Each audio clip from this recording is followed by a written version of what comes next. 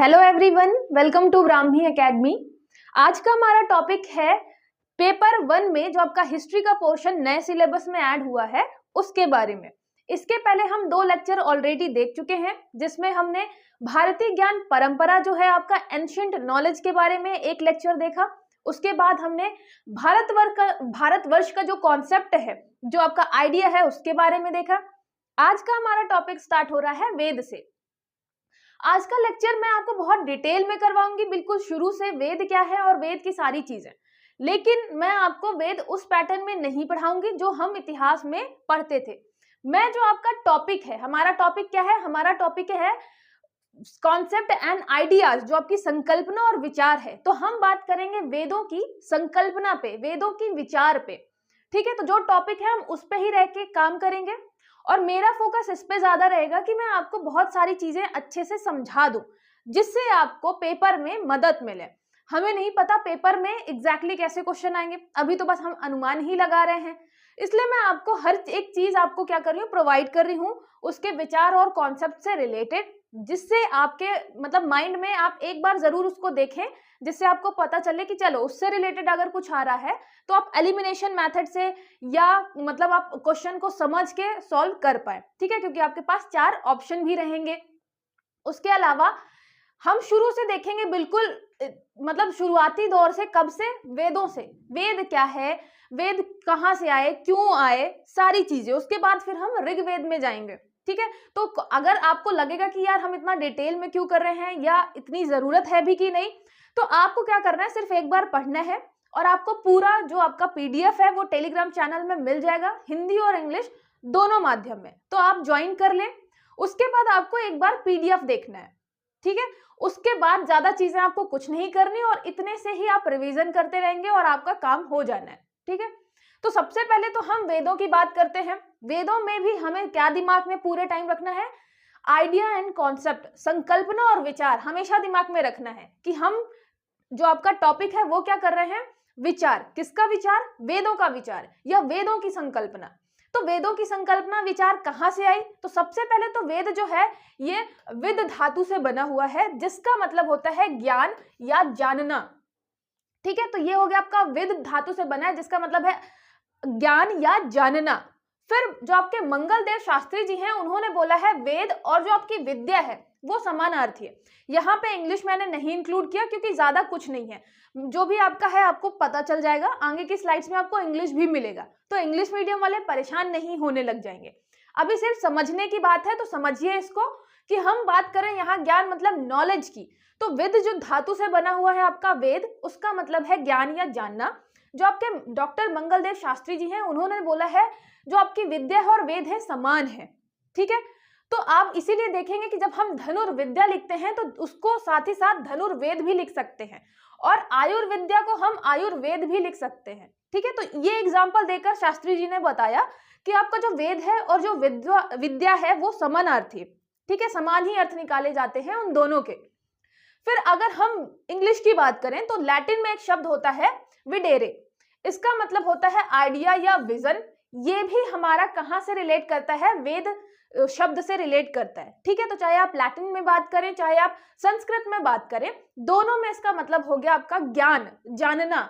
मतलब वेद जो है यहाँ पे हम सिर्फ एक साहित्य की या एक बुक की बात नहीं कर रहे हैं, हम बात कर रहे हैं पूरे ज्ञान की, नॉलेज की, विजन की, दर्शन, फिलॉसफी की।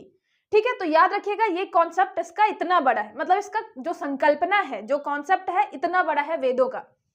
फिर यहाँ पे आपका है आगे वेद शब्द का जो अगर हम यूज करें विशिष्ट अर्थ में करें तो इसका मतलब होता है ज्ञान, अगर हम स्पेसिफिक यूज करते हैं। लेकिन अगर बहुत हम संकुचित उसका अर्थ लगाते हैं तो उसका मतलब होता है संहिता या मंत्र। जब हम वेद ग्रंथों की बात करते हैं तब हम सिर्फ संकुचित अर्थ लगाते हैं, मतलब मंत्र की बात करते हैं, संहिता की बात करते हैं। ठीक है, फिर आपस्तंभ धर्मसूत्र जो है आपका, उसमें बोला गया है वेद नाम मंत्र के समान माना गया है। तो जो वेद है वो मंत्र के समान माना गया है, किसमें? आपस्तंभ धर्मसूत्र में। तो आपके धर्मसूत्र में वेद धर्म के समान माना है, आपका वेद जो है मंत्र के समान माना है। लेकिन याद रखिएगा, बड़े अगर हम उसके आइडिया को लेकर चले वेदों के, तो उसका मतलब होता है ज्ञान। ठीक है, यहाँ से आप व्यापक रूप में संहिता से लेके उपनिषद साहित्य सारे के सारे किसमें आते हैं, वैदिक साहित्य में। तो ये जो आपकी लाइन है, मानव के जीवन को शुभ संस्कारों द्वारा सुसंस्कृत करने के लिए ऋषियों द्वारा अनुभूत ज्ञान वेदों में संकलित किया गया है। मतलब ये आपका कॉन्सेप्ट कहां से आता है कि ब्रह्मा जी ने जब सृष्टि का निर्माण किया तो उन्होंने 4 वेद बताए, और 4 वेदों को मतलब उन्होंने क्या किया, जो आपके ऋषि थे उस टाइम पे ऋषियों को बता दिया। मतलब ब्रह्मा जी ने लिखा, ऐसा मानते हैं कि अपौरुषेय है हमारे वेद, मतलब ब्रह्मा जी द्वारा लिखे गए हैं। उसके बाद उनका संकलन जो है वो ऋषि करते हैं, ऋषि मुनि अलग अलग आप देखेंगे ऋग्वेद के अलग अलग मंडल अलग अलग ऋषियों ने क्या किया है, संकलित किया है। ठीक है, तो हम वेदों को क्या मानते हैं कि ये अपौरुषेय हैं, मतलब भगवान द्वारा लिखे गए हैं, फिर वो हमें ऋषियों द्वारा हमारे पास तक पहुंचाए गए हैं। तो उनका मेन उद्देश्य क्या होता था, ब्रह्मा जी क्या है, हमारे सृष्टि के रचयिता है ना, हमारे परम पिता है। पिता का काम क्या होता है, जब सांसारिक जो चीजें हैं वो अपने बच्चे को समझाएं, क्या सही है क्या गलत है, क्या काम करना है, आपके जीवन का क्या उद्देश्य है। तो ब्रह्मा जी ने भी जब सृष्टि का निर्माण किया तो उन्होंने वेदों की रचना की। वेदों के माध्यम से उन्होंने मनुष्य को बताया कि आपके शुभ संस्कार कौन से होंगे, आपके अच्छे कर्म क्या क्या कहलाएंगे, क्या करना चाहिए क्या नहीं करना चाहिए, सारी चीजें। ठीक है, तो इसीलिए ब्रह्मा जी ने अपने बच्चों की, जो आपके मानव जिनकी रचना की थी, उनकी लाइफ को सरल बनाने के लिए वेदों की रचना की। ठीक है, फिर आपका आता है जो आपका संहिता के बारे में अगर देखें, अभी हम वेदों के बारे में चर्चा करेंगे। सबसे पहले तो आपका वर्ड जो है संहिता नाम आ गया यहाँ पे। तो संहिता का मतलब क्या होता है, आप बार बार देखेंगे, संहिता मतलब होता है संकलन, कलेक्शन। किसका कलेक्शन, किसी भी चीज का कलेक्शन। जैसे अगर हम बात करें भारतीय न्याय संहिता जिसमें कोड ऑफ कंडक्ट है, मतलब उन चीजों का संकलन है। सुश्रुत संहिता, सुश्रुत जी ने अपनी जो चीजें लिखी हैं उसकी संहिता कहलाती है सुश्रुत संहिता। संहिता मतलब है कलेक्शन। तो वेदों में किस चीज का कलेक्शन है, मंत्रों का कलेक्शन है। ठीक है, ऐसे ही अगर आप बात करें कि मनुस्मृति में क्या लिखा हुआ, तो वो भी संहिता है, कोड ऑफ कंडक्ट बताती है वो भी। ठीक है, हिंदू धर्म की। तो संहिता मतलब आपको सिर्फ याद रखना है कलेक्शन है। कलेक्शन वो चाहे तो मतलब साइंस से किसी रिलेटेड सब्जेक्ट का हो सकता है, यहाँ पे आप देख रहे हैं न्याय संहिता, कोड ऑफ कंडक्ट से हो सकता है। ठीक है, क्या करना है क्या नहीं करना है। ठीक है, संहिता साहित्य में, अब संहिता साहित्य की अगर बात करें तो उसमें कौन सी परंपरा रहती है, गुरु शिष्य परंपरा। गुरु शिष्य परंपरा मतलब गुरु जो होते हैं श्रुति के माध्यम से अपने शिष्य को बताते हैं, और स्मृति के माध्यम से, मतलब श्रुति और स्मृति के माध्यम से क्या होता है, गुरु और शिष्य के बीच वेदों को ट्रांसफर किया जाता है। एक एक वेद, एक एक जो आपके मंत्र हैं वो शिष्यों को स्मृति मतलब याद करने रहते हैं, बिल्कुल हूबहू जैसे गुरुजी सिखा रहे हैं। अगर आप नहीं सीख, मतलब अगर शिष्य नहीं सीख पाता है तो उसको पास नहीं माना जाता। ऐसा मान लीजिए जैसे कि आज के टाइम पे आपकी सिविल सर्विसेज यूपीएससी वगैरह की परीक्षाएं हैं, अगर आप पास नहीं होंगे तो आगे नहीं बढ़ पाएंगे। सेम ऐसे ही गुरु और शिष्य परंपरा में भी श्रुति और स्मृति की परंपरा थी। गुरु सिखाते थे और शिष्य को सारी चीजें याद करनी पड़ती थी, कंठस्थ करनी पड़ती थी। ठीक है, इसमें क्या होता था, श्रवण करने के कारण इसका नाम श्रुति पड़ा, क्योंकि गुरुजी बोल रहे हैं, शिष्य हमारे सुन रहे हैं, श्रवण करने के कारण क्या हुआ, इसका नाम हो गया श्रुति। तो आपको एक श्रुति शब्द मिलेगा, एक संहिता शब्द मिलेगा।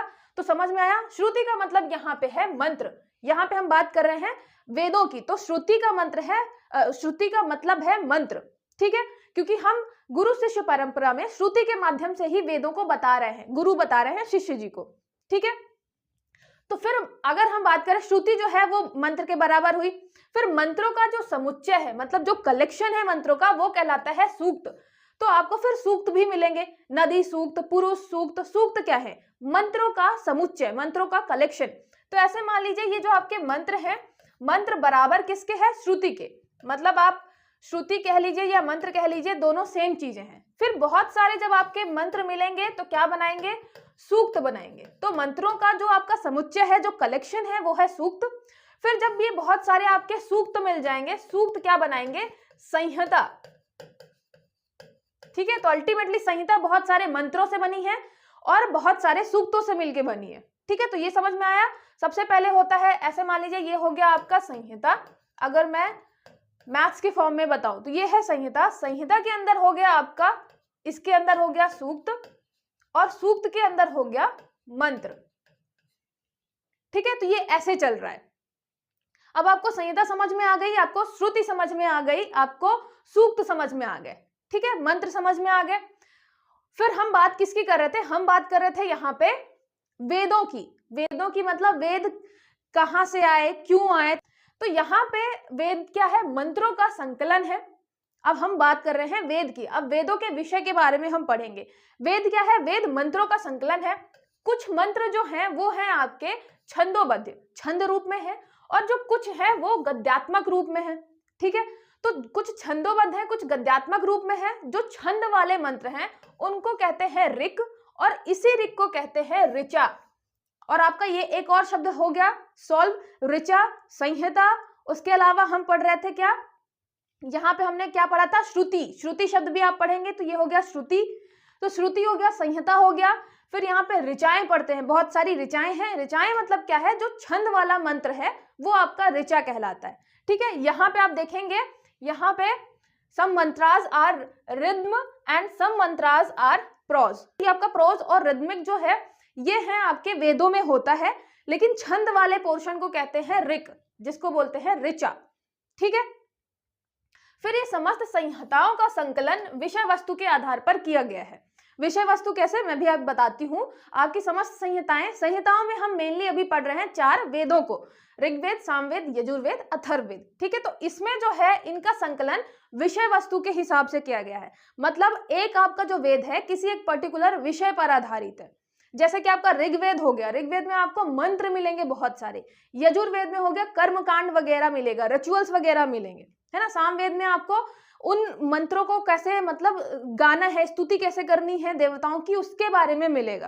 तो यही सारी चीजें, मतलब ये विषय वस्तु सब्जेक्ट के हिसाब से संकलन किया गया है संहिताओं का, ठीक है। संहिताएं मतलब यहाँ पे हम बात कर रहे हैं वेदों की, ठीक है। तो देखिए यहाँ पे जो मैं आपको बता रही थी, भारतीय विश्वास के अनुसार वेद ब्रह्मा के निश्वास से उत्पन्न है, ब्रह्मा जी से उत्पन्न है, और ऋग्विजों द्वारा दृष्ट है। मतलब आपके जो ऋषि थे उनको दिखे मतलब वो, मतलब ऐसा मानिए कि जो परमात्मा ने उनको बताया कि ये आपके क्या है, वेद हैं। परमात्मा मतलब आपके ब्रह्मा जी। तो यज्ञ कार्य संपादन हेतु ऋग्विजों की आवश्यकता होती है। जब हम यज्ञ संपादन करेंगे, यज्ञ जो है ऋग्वेद में सबसे महत्वपूर्ण कार्य माना जाता था। तो ऋग्वेद में जब हम यज्ञ करेंगे कि तो उनके कार्य को, यज्ञ के कार्य को संपादन करने के लिए आपके ऋग्विजों की आवश्यकता होती थी। ऋग्विजों का आप मान के चलिए ऋषियों की आवश्यकता होती थी। ऋषि कौन कौन से? ये ऋग्विद थे, एक होता, अध्वर्यु, उद्गाता और ब्रह्मा। आपने ये जरूर पढ़ा होगा लुसेंट वगैरह में कि जो आपका ऋग्वेद है, ऋग्वेद को का पाठ करने वाला होता या होत्री कहलाता है। अध्वर्यु ये हो गया यजुर्वेद वाला, यजुर्वेद का पाठ करने वाला जो है अध्वर्यु कहलाता है। ऐसे ही आपका सामवेद और फिर अथर्ववेद। तो आपको क्या याद रखना है कि हम क्या कर रहे हैं, यज्ञ कर रहे हैं। यज्ञ में आपके 4 जो है पुरोहित लगेंगे, आपका होत्री लगेगा, अध्वर्यु लगेगा, उद्गाता लगेगा और ब्रह्मा लगेगा, ठीक है। इनके 4 कार्य हैं यज्ञ को संपादन करने के लिए, तो ये 4 लोग लगेंगे ही। उसमें से फिर आपको याद रखना है कि जो आपका होत्र है वो होत्री कर्म के लिए ऋग्वेद का पाठ करता है। मतलब मैंने आपको बताया विषय वस्तु सबकी अलग अलग है, तो जब हम यज्ञ करेंगे उसमें होत्री कर्म जो भी होंगे उसके लिए वो ऋग्वेद का पाठ करता है आपका होता, इसलिए यज्ञ में होता जरूरी होता है, ठीक है। फिर है अध्वर्यु। अध्वर्यु कर्म के लिए यजुर्वेद का संकलन किया गया, मतलब विषय वस्तु पे आधारित है। यजुर्वेद का संकलन ही किया गया अध्वर्यु कर्म के लिए, जो कि आपके यज्ञ के टाइम पे होगा। फिर उद्गाता, वह औद्र गात्र कर्म के लिए भिन्न भिन्न देवताओं की स्तुति में ज्ञान गाता है। यहाँ पे आपके जितने भी शब्द हैं, औदगात्र, अध्वर्यु, होत्र, यहीं से उठा के हमने उनको गाने वाले या उनको बोलने वाले ऋषियों के नाम रखे हैं, पुरोहितों के नाम रखे हैं, ठीक है। तो जो होत्र कर्म करेगा वो पुरोहित होता कहलाएगा या होत्री कहलाएगा। जो अध्वर्य काम करेगा वो अध्वर्यु कहलाएगा। जो औदगात्र कर्म करेगा वो उद्गाता कहलाएगा। उसके अलावा लास्ट वाले हैं आपके ब्रह्मा, जो अथर्ववेद से संबंधित हैं। तो अथर्ववेद को बोलने वाला जो हो गया वो हो गया आपका ब्रह्मा, ठीक है। तो यहाँ पे जो आपके 3 कर्म हैं, होत्री कर्म, आध्वर्य कर्म, औदगात्र कर्म, इसके लिए हमने अलग अलग वेदों का संकलन किया, ठीक है।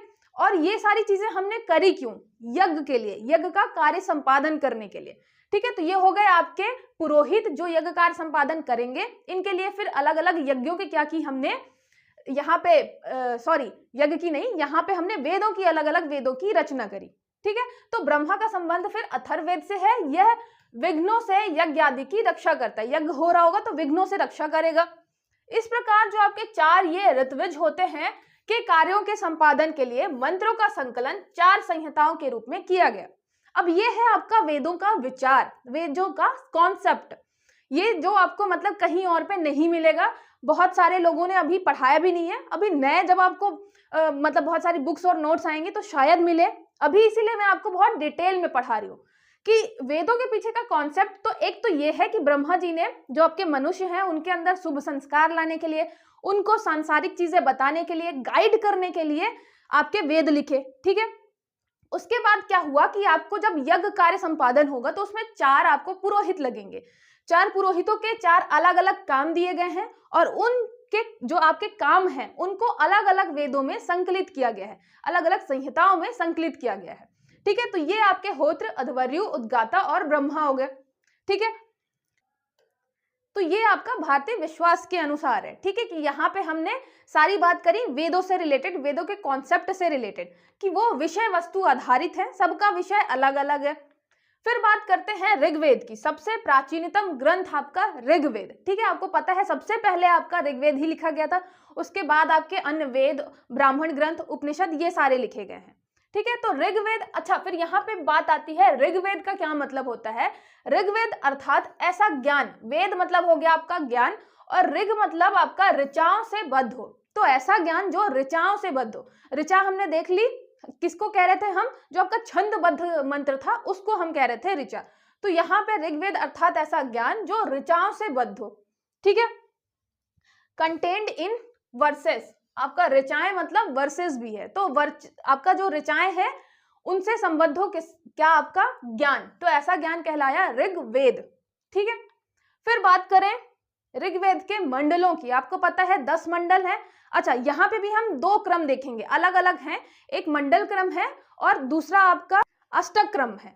तो यहाँ पे हम मंडल क्रम की बात कर रहे हैं, जो हम हमेशा लूसेंट हो गए या और बहुत सारी बुक्स हो गई उसमें देखते हैं। ये आपके मंडल क्रम, यहाँ पे मैंने द्वितीय से चालू किया है, फिर उसके बाद आपका प्रथम बीच में आपको बिल्कुल लास्ट में मिलेगा 10वें के साथ। ऐसा क्यों किया है? क्योंकि आपके द्वितीय से लेके जो आपके सप्तम तक है ये मंडल सबसे प्राचीन है। ठीक है, सबसे प्राचीन है। द्वितीय मंडल लिखा है गृत्समत ऋषि ने। अब जैसे ये सारे के सारे आपके ऋषि हैं, अब आपका जो टॉपिक है वो है वेदों के विचार पे, वेदों के कॉन्सेप्ट पे, आइडियाज पे। तो मुझे ऐसा लगता है कि यहाँ पे किस ऋषि ने कौन सा मंडल लिखा है ये नहीं पूछेगा, बस ये है कि ये एक्स्ट्रा फैक्ट आपका बताएगा। लेकिन फिर भी आप एक बार जरूर देखिएगा जो मेन है। जैसे कि आपके सप्तम ऋषि आपको पता है, सप्तम मंडल आपको पता है, यहाँ पे दशरथ युद्ध मिलेगा जो कि वशिष्ठ जी ने लिखा था। फिर उसके ऊपर जस्ट याद रखिएगा कि भरद्वाज जी थे। ठीक है, आपके अत्रि हो गए, अत्रि भी बहुत इंपॉर्टेंट ऋषि थे। वामदेव, विश्वामित्र आपको पता ही है, तृतीय मंडल लिखा है। द्वितीय मंडल लिखा है गृत्समत ऋषि ने। तो आप एक बार पढ़ लेंगे तो आपको कम से कम 1-2 बार में ऋषि के नाम याद रहेंगे। कैसे अचानक से कोई नाम आएगा तो आपको पता रहेगा कि हाँ ये ऋषि का नाम हमने सुना सुना लग रहा है हमें। ठीक है, तो ये हो गया आपके वशिष्ठ, भरद्वाज, अत्रि, वामदेव, विश्वामित्र और गृत्समत। अष्टम वाला हो गया कण्व और अंगिरा। यहाँ पे जो अनेक ऋषि हैं 9वें, प्रथम और 10वें में, यहाँ पे 2-3 ऋषियों ने मिलकर रचना की है, इसलिए अनेक ऋषि आ जाता है। ठीक है, फिर आप देखेंगे ये द्वितीय से लेके जो आपका सप्तम मंडल है, ये पूरा जो मंडल है ये आपके जो ऋषि हैं ये वही ऋषि हैं जो सप्त ऋषि में शामिल हैं, जिनको ब्रह्मा जी का पुत्र माना जाता है। ठीक है, तो ये सारे के सारे, कुछ इसमें मिसिंग है, इसमें से कुछ आपके ऋषि हैं सप्त ऋषि वाले। और इन मंडलों को कहते हैं गोत्र मंडल, वंश मंडल या ऋषि मंडल। तो आपको याद रखना है कि यहाँ से जैसे आपके भरद्वाज ऋषि हो गए, तो आज के टाइम पे आप देखेंगे भरद्वाज गोत्र जो है वो चल रहा होता है। तो कहाँ से आया? इन्हीं ऋषि के नाम पे आया, क्योंकि गुरु और शिष्य परंपरा चल रही थी। तो शिष्य ने क्या किया, गुरु का ही नाम ले लिया अपने गोत्र के लिए, तो गोत्र परंपरा भी चालू हुई। और आज भी आप देखेंगे कि अपने ऋषियों के नाम पर ही क्या है, गोत्र है। जैसे क्षत्रियों का गोत्र भी भरद्वाज है। अब भरद्वाज जो थे वो तो ब्राह्मण थे, तो फिर क्षत्रियों के कैसे गोत्र हो गए? तो यहाँ से स्टार्ट होती हैं सारी चीजें। जो आपके सप्तऋषि होते हैं, उनके जो शिष्य होते हैं, आगे चलकर वो अपने गुरु का नाम अडॉप्ट कर लेते हैं और वहीं से फिर गोत्र परंपरा आती है। ठीक है, तो ये भी याद रखिएगा, ये आपके द्वितीय से लेके सप्तम ये सबसे पुराने हैं, ये गोत्र मंडल कहलाते हैं, वंश मंडल कहलाते हैं। और आपका जो ये प्रथम और दशम है, प्रथम और 10वें नंबर का जो ये है, ये सबसे न्यू है, सबसे नया है आपका पहला और 10वां। हमें कैसे पता चला कि ये पहला और 10वां सबसे नया है? क्योंकि जब हमने मतलब जो ऋषि हैं और फिर उसके बाद बहुत सारे विद्वान हैं, उन्होंने देखा कि जो ये मंडल है, यहाँ पे जो शब्द यूज किए गए हैं, जो छंद यूज किए गए हैं, वो जो प्रकृति यूज की गई है वो बिल्कुल अलग है। और जो आपके प्रथम और दशम है, इनकी प्रकृति छंद वगैरह बिल्कुल डिफरेंट है। इससे पता चलता है कि ये बहुत पुराने हैं और ये बहुत लास्ट में लिखे गए हैं, नए हैं। ठीक है, तो ये सारी चीजें हमें किससे पता चली कि इनमें क्या क्या डिफरेंसेस हैं, उससे पता चला है कि ये आपके नए हैं। फिर आप देखेंगे, फिर ये वाला जो आपका पोर्शन है, तृतीय मंडल, सप्तम मंडल और 10वां मंडल, ये आपको लुसेंट की या हर किसी बुक में मिल जाता है। ये आपका हिस्ट्री, प्योर हिस्ट्री वाला पोर्शन है कि तृतीय मंडल आपके विश्वामित्र जी ने लिखा है और गायत्री मंत्र से संबंधित है, जो कि सूर्य भगवान आपके सविता देवता को लिखा गया है। फिर सप्तम मंडल जो है, इसकी रचना वशिष्ठ ऋषि ने की थी, जिसमें दशरथ युद्ध का वर्णन है, जहां पे आपके जो राजा सुदास होते हैं वो जीत जाते हैं। और इनके बारे में मैंने आपको भारतवर्ष में भी बताया है कि ये भरत कबीले से थे। ठीक है, ये भरत कबीले से थे, तो कहीं ना कहीं ये भी माना जाता है कि भारतवर्ष जो नाम है शायद इनके कबीले की वजह से रहा हो। इसमें जो आपके 10 जन होते हैं, उसमें 5 आर्य होते हैं और 5 अनार्य होते हैं, अनार्य। और फिर पुरु यदु, आपको ये फिर याद करना है, आर्य अनार्य। यहाँ मैं डिटेल में नहीं जाऊंगी क्योंकि हम अभी विचारों पे बात कर रहे हैं, है ना, वेदों के विचारों में अभी डूबे हुए हैं। फिर दशरथ युद्ध पुरुषणी नदी आपके रावी के किनारे हुआ था, पुरुषणी नदी के किनारे। ये चीजें आपने पहले पढ़ रखी हैं। पुरुष सूक्त में आपको 10वें मंडल में मिलेगा, जहां पे 4 वर्णों की बात की गई है। 4 वर्णों की उत्पत्ति कहां से होगी? एक परम पुरुष से होगी, ठीक है, जिनके मुख से आपके ब्रह्मा जी आएंगे, भुजाओं से क्षत्रिय आएंगे, पेट उदर से आपके वैश्य आएंगे और पैरों से शूद्र आएंगे। इसमें यह भी याद रखना है कि ये आपका जन्म आधारित नहीं था, कर्म आधारित था। ब्राह्मण का बेटा अगर इंटरेस्टेड है युद्ध करने में तो वो क्षत्रिय कहलाएगा। ठीक है, तो यहाँ पे आपकी जो वर्ण व्यवस्था थी वो काम आधारित थी, कर्म आधारित थी। फिर इसके बाद देखिए, तो यहाँ पे विभाजन जो है वो 2 क्रमों में होता है। एक है आपका अष्टम क्रम और एक है आपका मंडल क्रम। हम जो बार बार मंडल की बात करते हैं तो ये आपका सिर्फ हम मंडल क्रम की बात करते हैं, अष्टक क्रम की बात नहीं करते। अष्टक क्रम में क्या है कि आपका जो ऋग्वेद है वो विभाजित है 8 अष्टकों में। ठीक है, तो अष्टक क्रम हम जब देखते हैं तो आपका ऋग्वेद विभाजित है 8 अष्टकों में। फिर प्रत्येक अष्टक में 8 अध्याय हैं। तो मान लीजिए ऐसा कि आपकी जो बाहर की बात करूं, पूरी बुक है उसमें आपके 8 चैप्टर हैं और ऐसे ही 8 आपके क्या हैं, अलग अलग बुक्स हैं। ठीक है, तो मैं यहाँ पे बुक्स इसलिए कह रही हूँ जिससे आपको रिलेट हो पाए। यहाँ पे हम ओवरऑल एक ऋग्वेद की ही बात कर रहे हैं, लेकिन उसमें भी आपके 8 अलग अलग चैप्टर हैं, उनके अंदर भी सब चैप्टर हो गए, तो ये हो गया आपका 8 अध्याय। मतलब ओवरऑल आपको 64 अध्याय मिलेंगे। प्रत्येक अष्टक में 8 अध्याय हैं, ओवरऑल आपको हो गए 64 अध्याय। फिर जो आपके अध्याय हैं वो वर्गों में विभाजित है और जो प्रत्येक वर्ग है उसमें औसतन 5 मंत्र होते हैं। इसको कैसे रिलेट करेंगे? जैसे मान लीजिए आपका जो अष्टक है, अष्टक क्रम में जो सबसे बड़ा वाला है वो हो गया आपका अष्टक। अष्टक जो है ये 8 अष्टकों में विभाजित था, तो ये आपका ऋग्वेद जो है 8 अष्टकों में विभाजित था। ठीक है, अष्टक से छोटा था क्या? आपका अध्याय, तो ये 8 अध्याय और एक अष्टक के लिए 8 अध्याय थे, मतलब 8 अष्टक के लिए आपके 64 अध्याय हो गए। ठीक है, तो ये हो गया अध्याय। अध्याय से भी छोटा हो गया आपका वर्ग, तो जो आपका अध्याय था फिर वर्ग में डिवाइड था। फिर वर्ग से भी छोटा हो गया आपका मंत्र।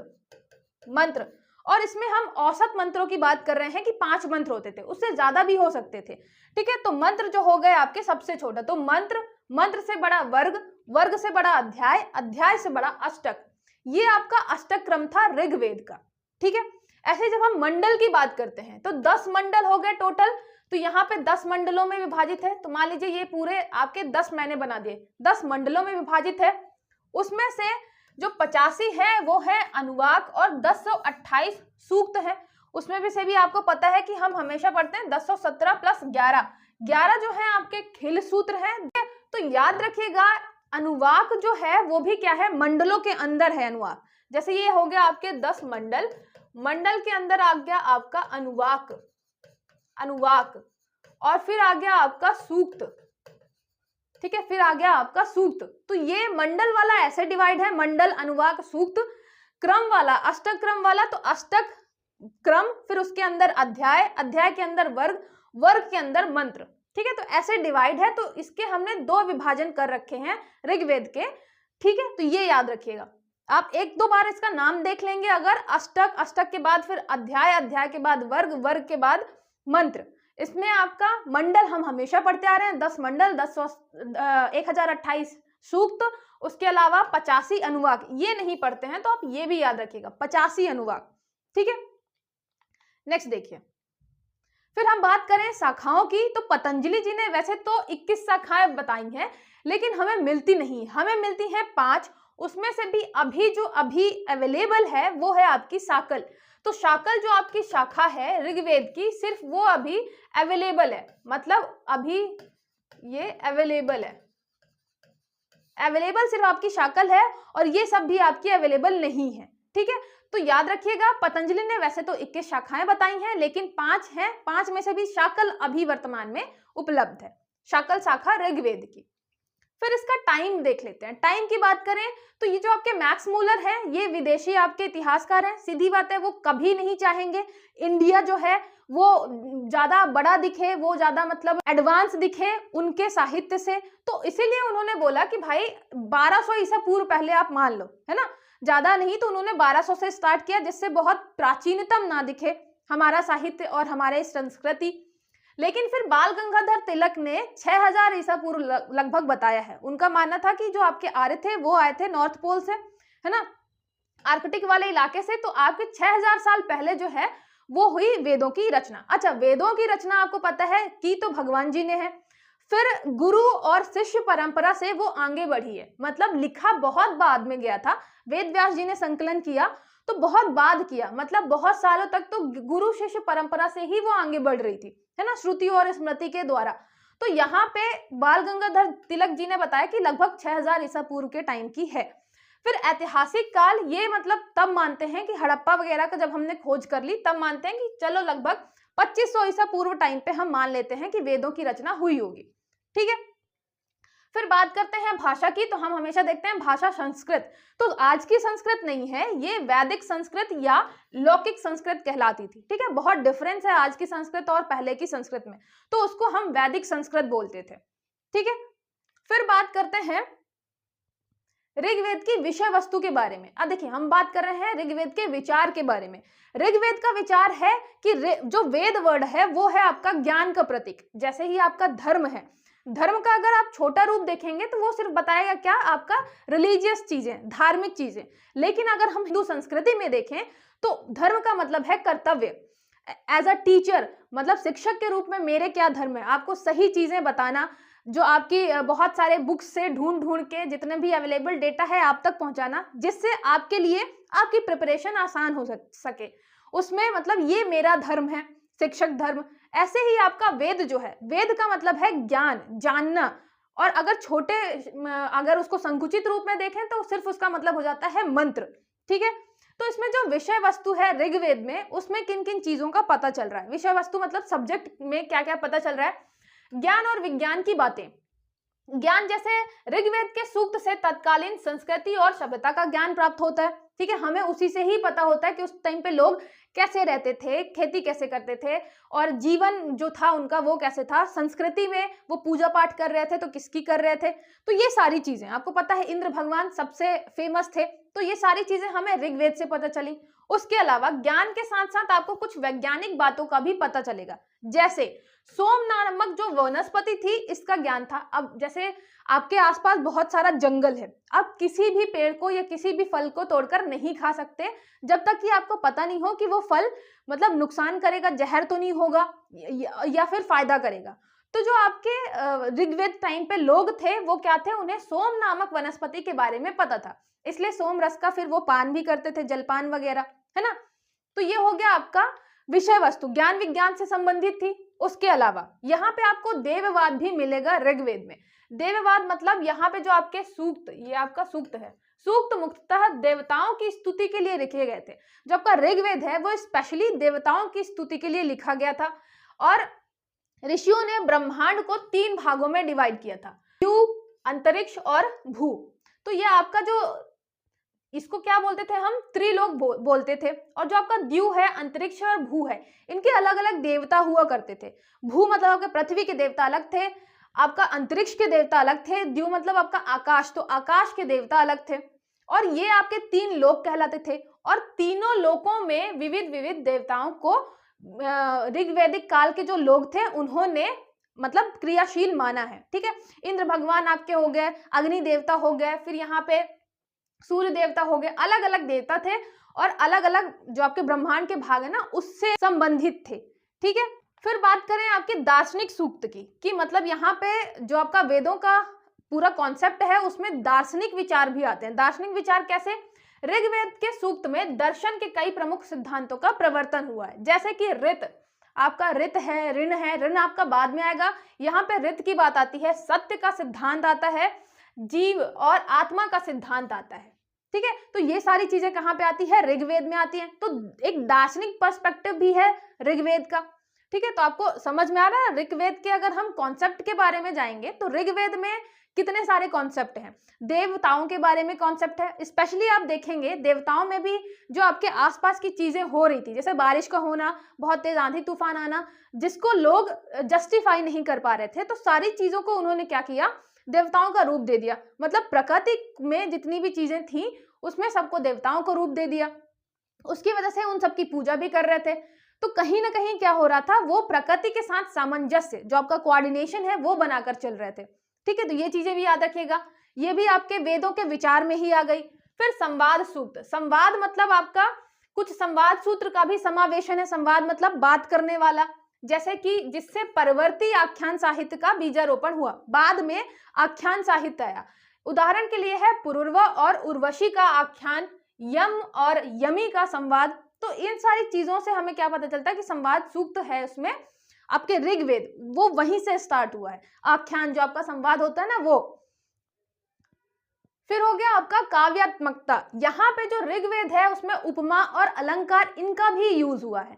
तो आप देखेंगे कि मतलब हम यहाँ पे बात कर रहे हैं ऋग्वेद के विषय वस्तु के बारे में, अलग अलग चीजें क्या क्या इंक्लूड थी उसमें।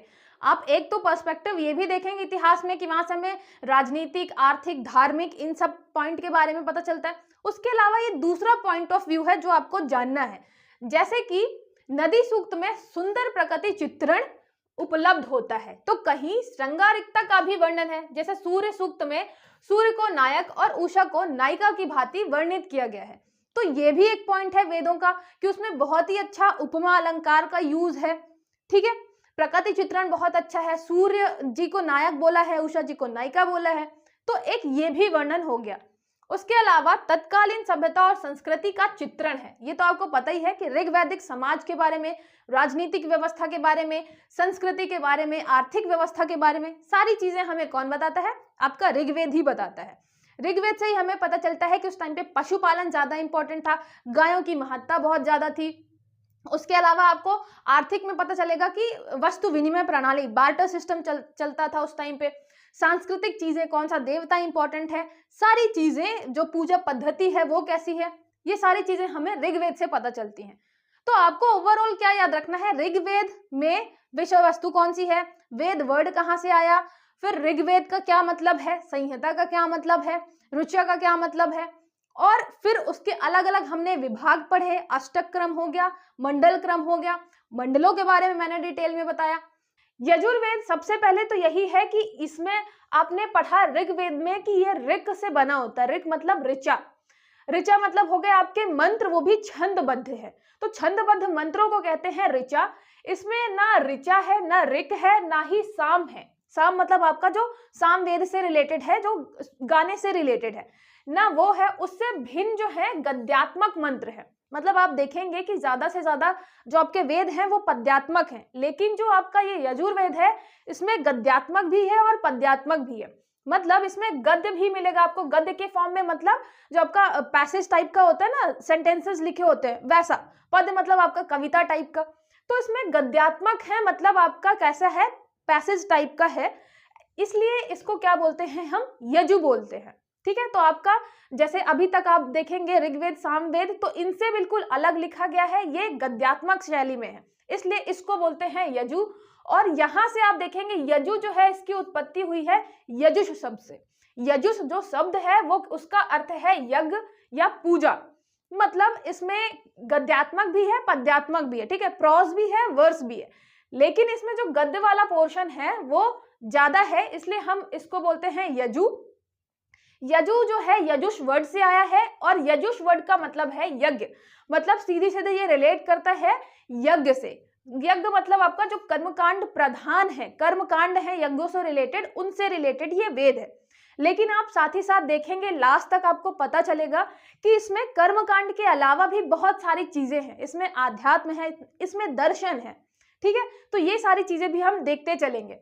फिर जो यजुर्वेद का पुरोहित होता है वो अध्वर्यु कहलाता है, ये मैंने आपको शुरू में ही बताया था। 4 वेदों के जो अलग अलग पुरोहित होते हैं, और यज्ञ को संपादित करने के लिए चारों पुरोहित मतलब चाहिए होते हैं यज्ञ को पूरा संपादित करने के लिए। सबसे मेन काम होता है आपके अध्वर्यु का, जो कि बताता है यज्ञ की पूरी विधि, यज्ञ कैसे करना है, उसके टाइम पे, यज्ञ के टाइम पे कौन कौन से मंत्र उच्चारित होंगे, सारी चीजें। तो ये हो गया आपका अध्वर्यु।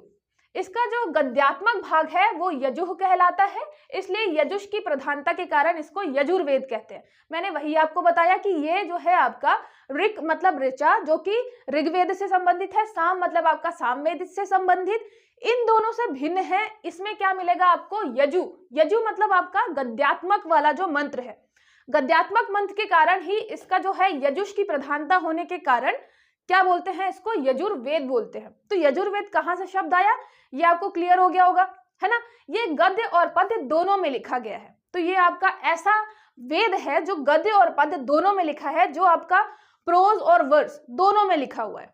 ठीक है, प्रोजेस भी हैं वर्सेस भी है।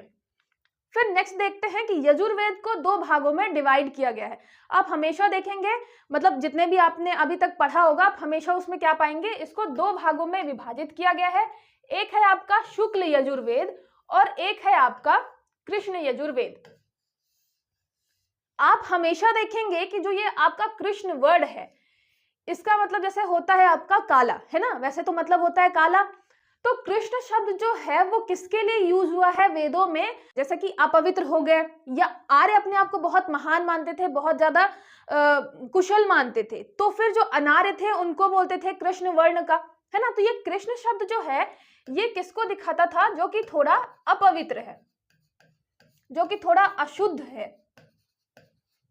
ठीक है, तो यहां पे भी आपको क्या समझना है कि जो आपका शुक्ल यजुर्वेद है, इसमें सिर्फ और सिर्फ आपको मंत्रों का संकलन मिलेगा। ठीक है, तो इसमें मंत्र दिए हुए हैं यज्ञ से संबंधित बहुत सारे, लेकिन जो आपका ये कृष्ण यजुर्वेद है, यहाँ पे आपको मंत्रों के साथ साथ ब्राह्मण ग्रंथों का भी संकलन मिलेगा।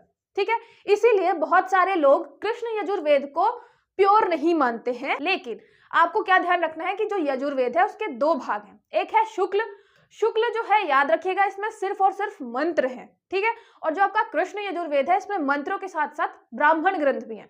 अच्छा, आपने कभी ये सोचा है कि हम जब वेद पढ़ते हैं, वेदों के साथ साथ ब्राह्मण ग्रंथ, मतलब वेदों के ही ब्राह्मण ग्रंथ भी होते हैं, वेदों के उपनिषद भी होते हैं, वेदों का अरण्यक भी होता है, वेदों के उपवेद भी होते हैं, तो ये सारी चीजें हैं क्या। वेदों के ब्राह्मण ग्रंथ मतलब वेद बहुत ज्यादा कठिन शैली में लिखे गए हैं, तो उन पर अलग अलग क्या करना, टिप्पणियां देना, उनको आसानी से समझाना, ये आपके ब्राह्मण ग्रंथों में है। तो मतलब इसमें मंत्रों के साथ साथ ब्राह्मण ग्रंथ है, मतलब उसको आसानी से समझाने के लिए कुछ चीजें ऐड की गई हैं, लेकिन इसमें वेदों में ही ऐड कर लिए गए हैं ब्राह्मण ग्रंथ, इसीलिए इसको थोड़ा अपवित्र मानते हैं। ठीक है, नहीं तो फिर हर एक वेद का आप देखेंगे अलग से हमने ब्राह्मण ग्रंथ लिखा है। उपनिषद किससे संबंधित है, उपनिषद संबंधित है दार्शनिक विचारों से, तो उस वेद का जो दार्शनिक विचार है उसकी बात हम करते हैं उस वेद के उपनिषद में। ठीक है, तो आपको ये याद रखना है कि सब एक दूसरे से रिलेटेड है। ठीक है, इसीलिए आप सबसे पहले वेद पढ़ते हैं, फिर वेदों से ही संबंधित आता है ब्राह्मण ग्रंथ, उससे ही संबंधित आता है अरण्यक, और उससे ही संबंधित आता है उपनिषद। और आप कहीं कहीं देखेंगे कि जो ब्राह्मण ग्रंथ है सेम वही नाम आपका उपनिषद का भी है, जैसे मान लीजिए तैत्तिरीय ब्राह्मण पढ़ते हैं, तो तैत्तिरीय जो है ये अभी आपकी कृष्ण यजुर्वेद की एक शाखा है, उसका ब्राह्मण ग्रंथ भी मिलेगा, फिर उसका आप देखेंगे तो पता चला उपनिषद भी मिल रहा है ना। तो ऐसी चीजें जो है, मतलब मैं एग्जांपल देने के लिए आपको ये बता रही हूँ, तो ऐसे ही देखेंगे कभी कभी आपको नाम तक सेम मिलेगा। तो आपको ये समझ में आया ना कि हम हमेशा वेदों से ही क्यों रिलेट करते हैं ब्राह्मण ग्रंथों को, उपनिषदों को या अरण्यक को। ठीक है, ये आपको डिफरेंस समझ में आ गया, शुक्ल यजुर्वेद और कृष्ण यजुर्वेद। कृष्ण जो है आपको कृष्ण शब्द या समझ के रखिएगा, ये मतलब होता, कृष्ण मतलब आपका काला, और ये हम मतलब हमेशा आप देखेंगे आर्यों के टाइम पे जो कृष्ण वर्ड था वो थोड़ा अपवित्रता को या अशुद्धता का क्या था, द्योतक था। ठीक है, उसको प्रदर्शित करता था।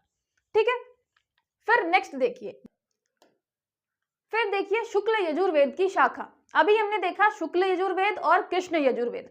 शुक्ल वाले में हमने बताया कि सिर्फ मंत्र है, कृष्ण वाले में हमने बताया कि मंत्र भी है, उसके साथ साथ ब्राह्मण ग्रंथ भी है। ठीक है, तो ये दोनों आपका हो गया दिमाग में क्लियर है ना। यजुर्वेद में हम 2 शाखाएं पढ़ेंगे, शुक्ल और कृष्ण। कृष्ण में क्योंकि ब्राह्मण ग्रंथ है इसलिए हम उसको अपवित्र मानते हैं। ठीक है, फिर आप जब शुक्ल के अंदर जाएंगे तो शुक्ल जी के अंदर मतलब शुक्ल शाखा के अंदर भी आपको अलग अलग क्या मिलेंगी, शाखाएं मिलेंगी। ठीक है, 2 भाग हो गए यजुर्वेद के, शुक्ल और कृष्ण। शुक्ल में भी फिर शाखाएं हैं, जैसे कि हो गया माध्यन दिन और कान्व। यहाँ पे अगर आप ना नहीं लगाएंगे तो माध्य दिन पढ़ने में आसान रहेगा, लेकिन वो ना लगा हुआ है इसलिए आपको माध्यन दिन बोलना पड़ेगा, ना भी बीच में लगाना पड़ेगा। लेकिन आपको क्या करना है, सिर्फ आपको रिलेट करना है, तो आप सिर्फ और सिर्फ माध्य दिन बोलिए इसको, और इसको बोलेंगे आप कान्व। ठीक है, माध्य दिन जो है तो हमें क्या करना है, शुक्ल यजुर्वेद की शाखाएं हैं। अच्छा, शाखाएं मतलब क्या होता है, ऐसा मान लीजिए कि कोई बुक है, जैसे शुक्ल यजुर्वेद हमारे पास कोई बुक है, तो इसके भी पार्ट 1 है, पार्ट 2 है। ये पार्ट 1 हो गया, ये हो गया आपका पार्ट 2, 2 पार्ट में लिखी गई है। तो एक पार्ट हो गया आपका माध्य दिन, दूसरा पार्ट हो गया आपका कान्व। तो आप ऐसे भी रिलेट कर सकते हैं, है ना, जिससे आपको ज्यादा इजी रहे समझने में। तो ये हो गया आपका माध्य दिन। अब इसको समझिए, स्टोरी टाइप की है, आराम से इसको समझिए कि जो आपके याज्ञवल्क्य होते हैं ऋषि, उन्होंने लिखा होता है माध्य दिन। लेकिन आपको पता है कि पुराने टाइम पे माता के नाम पे पुत्र का नाम चलता था, जैसे कि कुंती के पुत्र है तो उन्हें कौन्तेय बोलते थे। सेम वैसे ही याज्ञवल्क्य जो थे वो वाजसेनी के पुत्र थे, इसलिए उनको क्या बोलते थे, वाजसनेय। इसलिए जो आपकी ये जो माध्य दिन वाली शाखा है इसका नाम जो है वाजसनेय भी है। तो वाजसनेय संहिता भी मिलेगा आपको कहीं कहीं। तो इसके अगर शाखा की बात करें तो या तो माध्य दिन आप बोल सकते हैं या वाजसनेय संहिता भी बोल सकते हैं।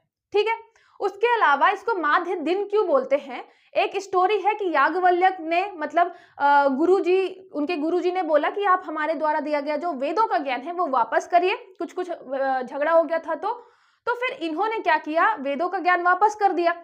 फिर इन्होंने सूर्य भगवान से वापस से वेदों का ज्ञान प्राप्त किया। ठीक है, तो इसकी वजह से क्या हुआ, इन्होंने मध्य दिन में प्राप्त किया था सूर्य जी से अपना ज्ञान, इसीलिए इसको बोलते हैं माध्य दिन, है ना। दिन के मध्य मतलब दिन में मध्य टाइम पे जो है आपका तब किया था प्राप्त ज्ञान, इसलिए बोलते हैं माध्य दिन।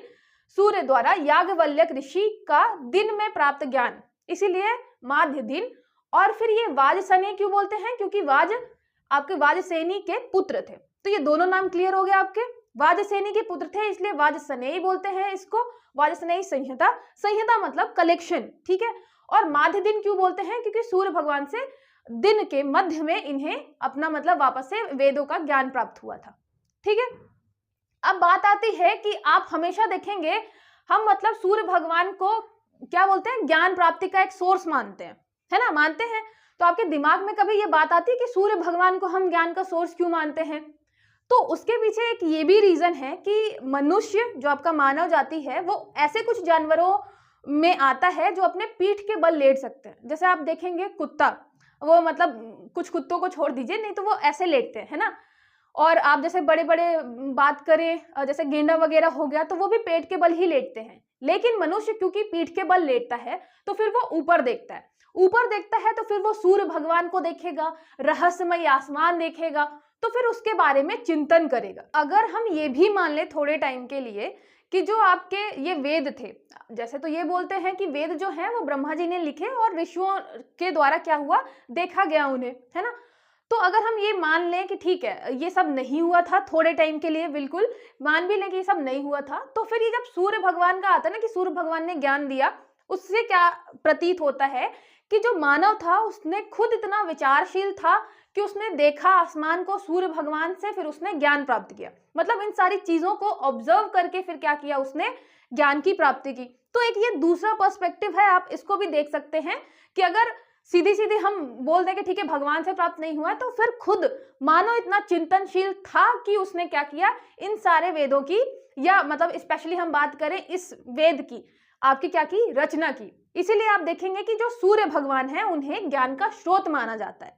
ठीक है, तो ये आपको समझ में आ गया ना कि ये जो आपका माध्य दिन है ये रिलेटेड है कि सूर्य भगवान से मध्य दिन में प्राप्त हुआ था याज्ञवल्क्य जी को ज्ञान, इसलिए माध्य दिन बोलते हैं। उसके अलावा ये वाजसेनी जी के पुत्र थे, इसलिए इनको वाजसनेय ग्रंथ भी बोलते हैं, वाजसनेय संहिता। ठीक है, किसको बोलते हैं, जो यहाँ पे याद रखिएगा ये जो शुक्ल है, शुक्ल यजुर्वेद की एक शाखा को। ठीक है, दूसरी शाखा जो है वो है आपकी कान्व। कान्व जो शाखा है, या कान्व जो आपकी संहिता है, ये क्या है, ये कान्व ऋषि के शिष्य परंपरा में इस शाखा का अभ्युदय हुआ। कान्व ऋषि आए, उन्होंने फिर अपने शिष्यों को क्या दिया, ज्ञान दिया। फिर ये कान्व ऋषि की जो मतलब गुरु शिष्य वाली परंपरा है, इसके कारण आपकी जो ये शाखा है, ये जो आपकी कान्व शाखा है, इसका अभ्युदय हुआ। और ये प्रचलित है, आप देखेंगे महाराष्ट्र वाले एरिया में ज्यादा प्रचलित है। ठीक है, तो ये शाखा आई कान्व ऋषि के शिष्यों के कारण, शिष्य में फिर वो शिष्य खुद गुरु बनेंगे, फिर वो अपने शिष्यों को बताएंगे। तो ऐसे ही ये एक आपकी कान्व शाखा आती है और एक माध्य दिन शाखा आती है। ठीक है, दोनों किसमें है, आपके शुक्ल यजुर्वेद में है। और आप इससे देखेंगे कि मतलब हमारे यहाँ जब हमें अंग्रेज जो है इतना नीचे दिखाने की कोशिश कर रहे थे, इतना ऐसे दिखा रहे थे ना कि हम बारबेरियंस हैं, बहुत ज्यादा ग्रामीण हैं, हमें कुछ नहीं पता है, उस टाइम पे मतलब हमें अगर खुद पता होता कि यहाँ पे कितना सारा ज्ञान हमारे पास था, और हमारे पास ये ज्ञान इतना पुराना था, मतलब हम ये आज की बात नहीं कर रहे, हम आज से 3000 4000 साल 5000 साल 6000 साल पता नहीं कितने पुराने इस ज्ञान की बात कर रहे हैं, है ना। तो जब ये यूरोपियंस जंगलों में रहते थे, जानवरों से लड़ाई करते थे, गुफाओं में रहते थे, सिर्फ खाने पे ध्यान देते थे, तब हमारे यहाँ शिक्षा थी, हमारे यहाँ दीक्षा थी, हमारे यहाँ व्याकरण था, हमारे यहाँ लिपि थी, हमारे यहाँ लैंग्वेज थी, मतलब हम उनसे बहुत ज्यादा आगे निकल चुके थे। तो आपको अपनी संस्कृति पे, अपने पूरे की पूरे सभ्यता पे गर्व करना चाहिए, है ना। और हमें बहुत लंबे टाइम तक आप देखेंगे हमारी संस्कृति को दबाने की कोशिश की गई यूरोपियंस के द्वारा, फिर एजुकेशन सिस्टम में भी इतना बदलाव नहीं हुआ था। फिर नेक्स्ट देखिए आप, यहाँ पे मैंने ये जो आपका हिंदी वाला है यहाँ पे एक साथ नहीं रखा, इंग्लिश वाला मैंने यहाँ पे दे रखा है। ठीक है, तो ये आपका इंग्लिश वाला हो गया। फिर यहाँ पे आपको कुछ चीजें मिलेंगी शुक्ल यजुर्वेद से संबंधित। यहाँ पे शुद्ध यज्ञ के मंत्र हैं, तो यहाँ हम बात कर रहे हैं किसकी, शुक्ल यजुर्वेद की। शुक्ल यजुर्वेद में मैंने बताया ना, यहाँ पे आपको सिर्फ मंत्र मिलेंगे, कृष्ण वाले में मंत्र और ब्राह्मण ग्रंथ भी मिलेंगे। तो यहाँ पे शुद्ध मंत्र है और 40 अध्याय हैं। ठीक है, तो यजुर्वेद आपके शुक्ल यजुर्वेद में 40 अध्याय हैं। विभिन्न प्रकार के यज्ञों का वर्णन है, जैसे अश्वमेघ यज्ञ हो गया, राजसूय हो गया, पुरुष मेघ हो गया, सोम यज्ञ हो गया, पितृमेघ यज्ञ हो गया। तो ऐसे बहुत सारे यज्ञों का वर्णन है किसमें, आपके शुक्ल यजुर्वेद में। और सिर्फ यज्ञों का वर्णन नहीं है, यज्ञ कैसे करना है, उसके अलावा मतलब उसका क्या फल होगा, वो सारी चीजें भी आपके यजुर्वेद में वर्णित हैं। ठीक है, ये हम आगे भी देखेंगे कि सिर्फ और सिर्फ यज्ञों का वर्णन नहीं था। ठीक है, तो यहाँ पे आपको यज्ञ कौन कौन से, ये आपके कुछ यज्ञ हैं जो आप हमेशा पढ़ते हैं। यश अश्वमेघ यज्ञ हो गया, जो अपना मतलब एक्सपांशन करने के लिए होता है। राजसूय, जब आपका राज्याभिषेक होता है उस टाइम पे करते हैं। तो ऐसे आपके बहुत सारे यज्ञ जो आपने पढ़े हैं पहले से, तो मैंने इसीलिए कुछ एग्जाम्पल उसके दे दिए। फिर आपको दिखता है पुरुष सूक्त। पुरुष सूक्त एक आपको किसमें मिलेगा, ऋग्वेद में मिलेगा, ऋग्वेद के 10वें मंडल में, जिसमें 4 वर्णों का वर्णन है। शूद्र पहली बार वहीं पे हमें मिलता है, शूद्र के बारे में। इसमें भी यजुर्वेद में भी आपको एक पुरुष सूक्त मिलेगा। ये दार्शनिक तत्व है, इसमें दार्शनिक तत्व है, सृष्टि प्रक्रिया के बारे में बताया गया है। तो याद रखिएगा, आपका जो यजुर्वेद है, शुक्ल यजुर्वेद है, उसमें सिर्फ और सिर्फ यज्ञों के मंत्र नहीं है, उसमें पुरुष सूक्त है जिसमें दार्शनिक तत्व भी है। ठीक है, दर्शन भी है। इसमें सूर्य सूक्त भी है, इसमें भी दर्शन के बारे में लिखा हुआ है। फिर जो आपका 40वां अध्याय है उसमें आपको यहाँ पे आप पढ़ेंगे ईशावास्य उपनिषद, इसके बारे में मिलेगा सबसे लास्ट वाले अध्याय में। 40वां अध्याय जो है यह लघु उपनिषद सबसे प्राचीन माना जाता है। अब जैसे ही आपका ये उपनिषद वर्ड आएगा उसका मतलब ही ये है कि यहाँ पे कुछ रहस्यमयी दर्शन की बातें होंगी, ठीक है। तो जैसे ही ये आ गया मतलब दर्शन आ गया, फिलॉसफी आ गई यहाँ पे। तो आप देखेंगे कि सिर्फ और सिर्फ यज्ञों के बारे में नहीं था, शुक्ल यजुर्वेद में जो मंत्र थे वो यज्ञ से भी रिलेटेड थे, उसके अलावा वो पुरुष सूक्त में दर्शन से रिलेटेड थे, सूर्य सूक्त भी आपका दर्शन से रिलेटेड था। यहाँ मैंने अध्याय नहीं लिखा है कि किस अध्याय में पुरुष सूक्त है, किस अध्याय में सूर्य सूक्त है, क्योंकि जरूरत नहीं है, ठीक है। बस ये याद रखिएगा कि जो आपका सबसे अंतिम अध्याय है 40वां, वहां पे ईशावास्य उपनिषद आपको मिलेगा, मतलब यहाँ पे उपनिषद मिलेगा, ठीक है। ये वर्ड याद रखिएगा, उपनिषद मिलेगा मतलब यहाँ पे दर्शन की बातें आपको मिलेंगी, ठीक है। तो ऐसे ही मैंने शुरू में आपको बताया था कि क्या सिर्फ और सिर्फ यज्ञ के बारे में है, तो बिल्कुल नहीं, ठीक है। ये चीजें आपको याद हो गई। यज्ञ के मंत्र, इसमें यज्ञ के शुद्ध यज्ञ के मंत्र है ना, ज्यादा उसमें मिलावट नहीं की गई, जिसमें मिलावट की गई है उसको हमने कृष्ण यजुर्वेद वाली शाखा में रखा है, ठीक है। फिर देखते हैं कृष्ण यजुर्वेद शाखा। कृष्ण यजुर्वेद शाखा में आपको 4 मिलेंगे। एक तो मिलेगा तैत्तिरीय संहिता, फिर मैत्रायणी संहिता, इसके अलावा कठ संहिता और उसके अलावा कपिस्थल संहिता। याद रखिएगा कपिस्थल जो है आपकी अपूर्ण है, वो पूरी नहीं मिली है, इसलिए इसको नहीं पढ़ते हैं। फिर आपके 3 बचे कठ, मैत्रायणी, तैत्तिरीय, ये दोनों जो है वो थोड़ा समान है, और इसमें इन दोनों में लास्ट में आपको मिलेगा अश्वमेघ यज्ञ, ठीक है। और सीधी बात है, जब हम बात करते हैं यजुर्वेद की तो हम यज्ञों की बात तो जरूर करेंगे। तो आपके तैत्तिरीय में भी कुछ यज्ञ लिखे हुए हैं, राजसूय, वाजपेय, यजमान। अच्छा, ये मैंने सिर्फ एग्जाम्पल के लिए यज्ञ लिखे हैं, ऐसा नहीं है कि सिर्फ इतने ही यज्ञ मिले हैं, आपको बहुत ज्यादा यज्ञ मिले हैं, बहुत वैरायटी के यज्ञ मिले हैं, ठीक है। यहाँ पे अश्वमेघ हो गया, राजसूय हो गया, ठीक है। तो ऐसे यज्ञ इसमें मिले हैं। फिर उसके बाद जो रुद्र थे, उसके तैत्तिरीय संहिता में रुद्र जो है प्रधान देवता माने गए हैं, ठीक है। उसके अलावा जो उसका 7वां कांड है उसमें सुदास और वशिष्ठ का आख्यान भी मिला है, आख्यान। और ये सुदास और वशिष्ठ आपको ऋग्वेद में जो आपका दशराग युद्ध था 7वें मंडल में, उसमें आपने इन दोनों का नाम पढ़ा है ना। उसके अलावा आप देखेंगे कि यजुर्वेद में भी इनका वर्णन मिलता है तैत्तिरीय संहिता में। तैत्तिरीय संहिता का भी अलग से एक स्टोरी है, हम नहीं जाएंगे उस डिटेल में, क्योंकि हमारे एग्जाम पॉइंट ऑफ व्यू से वो इंपॉर्टेंट नहीं है, ठीक है। फिर यहाँ पे बात करें, इसका संबंध जो है आध्यात्मिक विद्या के गूढ़तम तत्वों से है।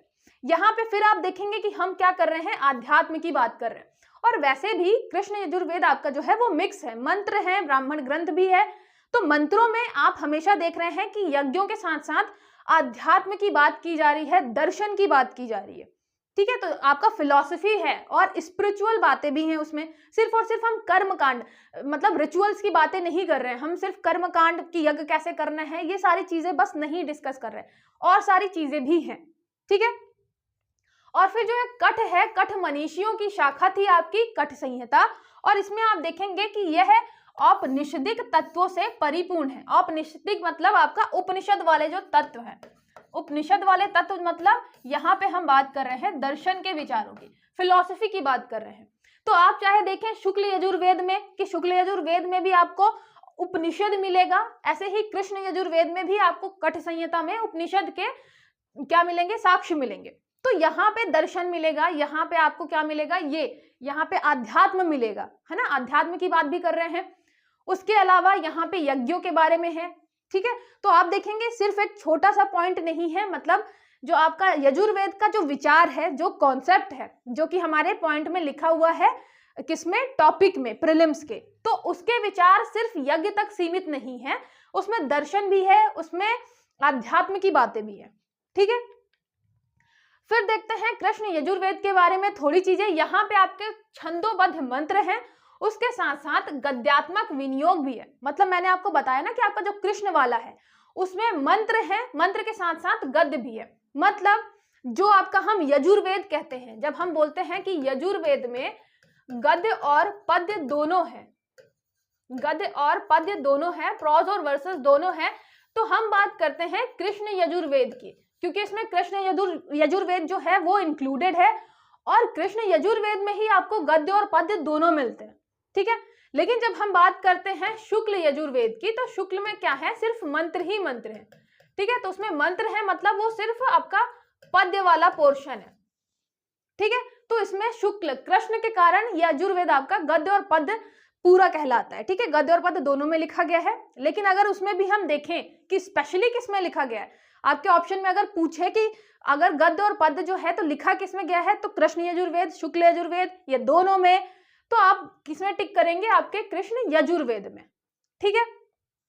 यज्ञों में प्रयुक्त होने वाले मंत्रों के साथ उपरयुक्त यज्ञों की विधि विधान, कि यज्ञ में विधि विधान जो है मंत्रों की क्या कैसे करेंगे, उसके अलावा उनसे होने वाले फल आदि का वर्णन, कि आप जो ये यज्ञ कर रहे हैं उसका फल क्या निकलेगा। जैसे कि इसमें बहुत सारे यज्ञ किए गए थे शत्रुओं के नाश के लिए, कि शत्रुओं का क्या हो, शत्रुओं का हार हो, शत्रुओं की हार हो, ठीक है। उसके अलावा अभिशाप वगैरह की बात की गई थी। तो ऐसा नहीं था, हम यहाँ पे ये आपके जादू टोने की बात नहीं कर रहे हैं, वो अथर्ववेद में ही है। यहाँ पे हम यज्ञ से होने वाले फल की बात कर रहे थे। जैसे आपके यज्ञ इससे भी रिलेटेड थे कि कैसे आपके शत्रु हारेंगे, इससे भी रिलेटेड थे कि आपका जैसे राज्य एक्सपांशन करना है, राज्य को बढ़ाना है, तो आप फिर अश्वमेध यज्ञ करते थे। तो आपके जो यज्ञ हैं उनसे रिलेटेड उनका फल क्या मिलेगा, ये भी क्या होता था, वर्णन होता था यजुर्वेद में, ठीक है। फिर देखते हैं यजुर्वेद प्रार्थना मंत्र की विशेषताएं।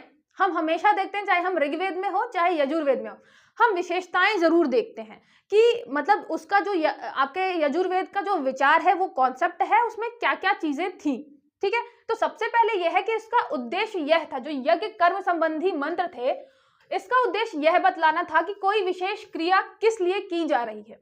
मतलब अगर हम यज्ञ कर रहे हैं तो किस लिए कर रहे हैं, यज्ञ में किसी चीज की आहुति दे रहे हैं तो किस लिए दे रहे हैं, ठीक है। तो उसमें ये मंत्र ये चीजें बताते थे।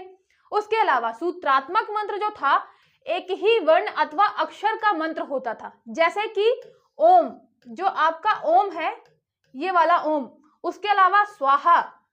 तो ये आपके एक जो वर्ण है या एक अक्षर के जो आपके क्या है मंत्र हैं, कहाँ मिलेंगे आपको, यजुर्वेद में मिलेंगे, ठीक है। जैसे ओम से हम शुरू कर रहे हैं कोई मंत्र, या फिर लास्ट में हम स्वाहा बोल रहे हैं, तो ये सारी चीजें कहाँ मिलेंगी आपको, यजुर्वेद में।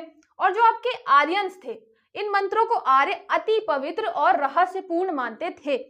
आज के भी टाइम पे आप देखेंगे कि जो आपके ये ओम है, आप मतलब ओम की जो फ्रिक्वेंसी है, जो हम बात करें फ्रिक्वेंसी, ये साइंटिफिकली प्रूव भी है कि ओम जब आप बहुत ज्यादा टाइम तक बोलेंगे, इसकी जो फ्रिक्वेंसी निकलती है उससे क्या होता है, हमारा ऑरा बढ़ता है ना, हमारा ऑरा बढ़ता है, हमारा जो माइंड है वो शांत होता है। इसकी फ्रिक्वेंसी इतनी अलग होती है सिर्फ एक शब्द की, सोचिए। तो यहाँ पे शब्द भी नहीं है, एक वर्ण है ये। तो एक वर्ण के इतना ज्यादा प्रभाव है, तो कहाँ से आ रहा है इतना ज्यादा रहस्यमय ज्ञान, इतनी अच्छी विज्ञान से संबंधित बातें कहाँ से आ रही है, यजुर्वेद से आ रही है, हमारे वेदों से आ रही हैं, ठीक है। तो ये हो गया आपका रहस्य, मतलब आर्य भी जानते थे कि बहुत ज्यादा पवित्र है। उसके बाद कुछ रचनाएं जो थी वो प्रहेलिकाएं मतलब आपकी पहेलियां, पहेलियों के फॉर्म में भी कुछ रचनाएं थी, किसमें, यजुर्वेद में। पुरोहित गाद ने यहाँ पे यज्ञ के अवसर पर वार्तालाप के रूप में इनका प्रयोग करते थे। इसका उद्देश्य मनोरंजन तथा ज्ञान की परीक्षा होता था। यह माना जाता था कि देवतागण जो होते हैं वो आहुति रूप में, हम भोजन तो उनको करा ही रहे हैं, यज्ञ में हम क्या करते थे, हम देवताओं को प्रसन्न कर रहे होते थे, उसके लिए हम बहुत ज्यादा क्या करते थे, बहुत सारी आहुतियां देते थे, हम उसमें बहुत सारी चीजें चढ़ाते थे कि सीधे भगवान तक पहुंच जाए, है ना। तो यहाँ पे जो आहुति रूप भोजन था, तो हम भोजन करा रहे होते थे भगवान को। उसके साथ साथ ये भी माना जाता था कि आपका पहेलियां, जो आपके वहां पे ऋषि हैं, पुरोहित है, उनका पहेलियां बोलना भी जरूरी है, जिससे क्या हो, देवताओं का मनोरंजन हो और वो प्रसन्न हो, ठीक है। तो यहाँ पे आप देखेंगे ये क्या करते थे, जो आपके पुरोहित थे यज्ञ के टाइम पे वार्तालाप के लिए यूज करते थे ये पहेलियां। और इन पहेलियों से मैंने बताया इनका मनोरंजन एक उद्देश्य होता था, उसके साथ साथ क्या होता था, ये ज्ञान की परीक्षा। क्योंकि आपको पता है पहेलियां कभी भी सिंपल नहीं होती हैं, बहुत ऐसे खतरनाक सी पहेलियां होती हैं जिसको समझना थोड़ा मुश्किल होता है, तो इससे ज्ञान की भी परीक्षा होती थी। और फिर इसी चीज को आगे बढ़ाया किसने, आज के टाइम पे अगर हम बात करें तो इसको आगे बढ़ाया हमारे शंकराचार्य जी ने। शंकराचार्य जी ने इसी को आगे बढ़ाया, जिसको हम बोलते हैं,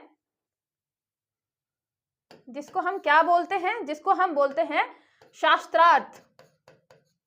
शंकराचार्य जी ने जब देखा कि हमारे यहाँ जैन और बौद्ध धर्म बहुत ज्यादा फैल रहा है, तो उन्होंने अपने सनातन धर्म के प्रचार प्रसार के लिए जो ये हमारी पुरानी पद्धति थी ज्ञान के मतलब वाद विवाद करना ज्ञान को लेके, उसको उसका मतलब पुनर्जागरण किया, ऐसे आप मान सकते हैं कि उसको फिर से पुनः जागृत किया और उसको बोला शास्त्रार्थ।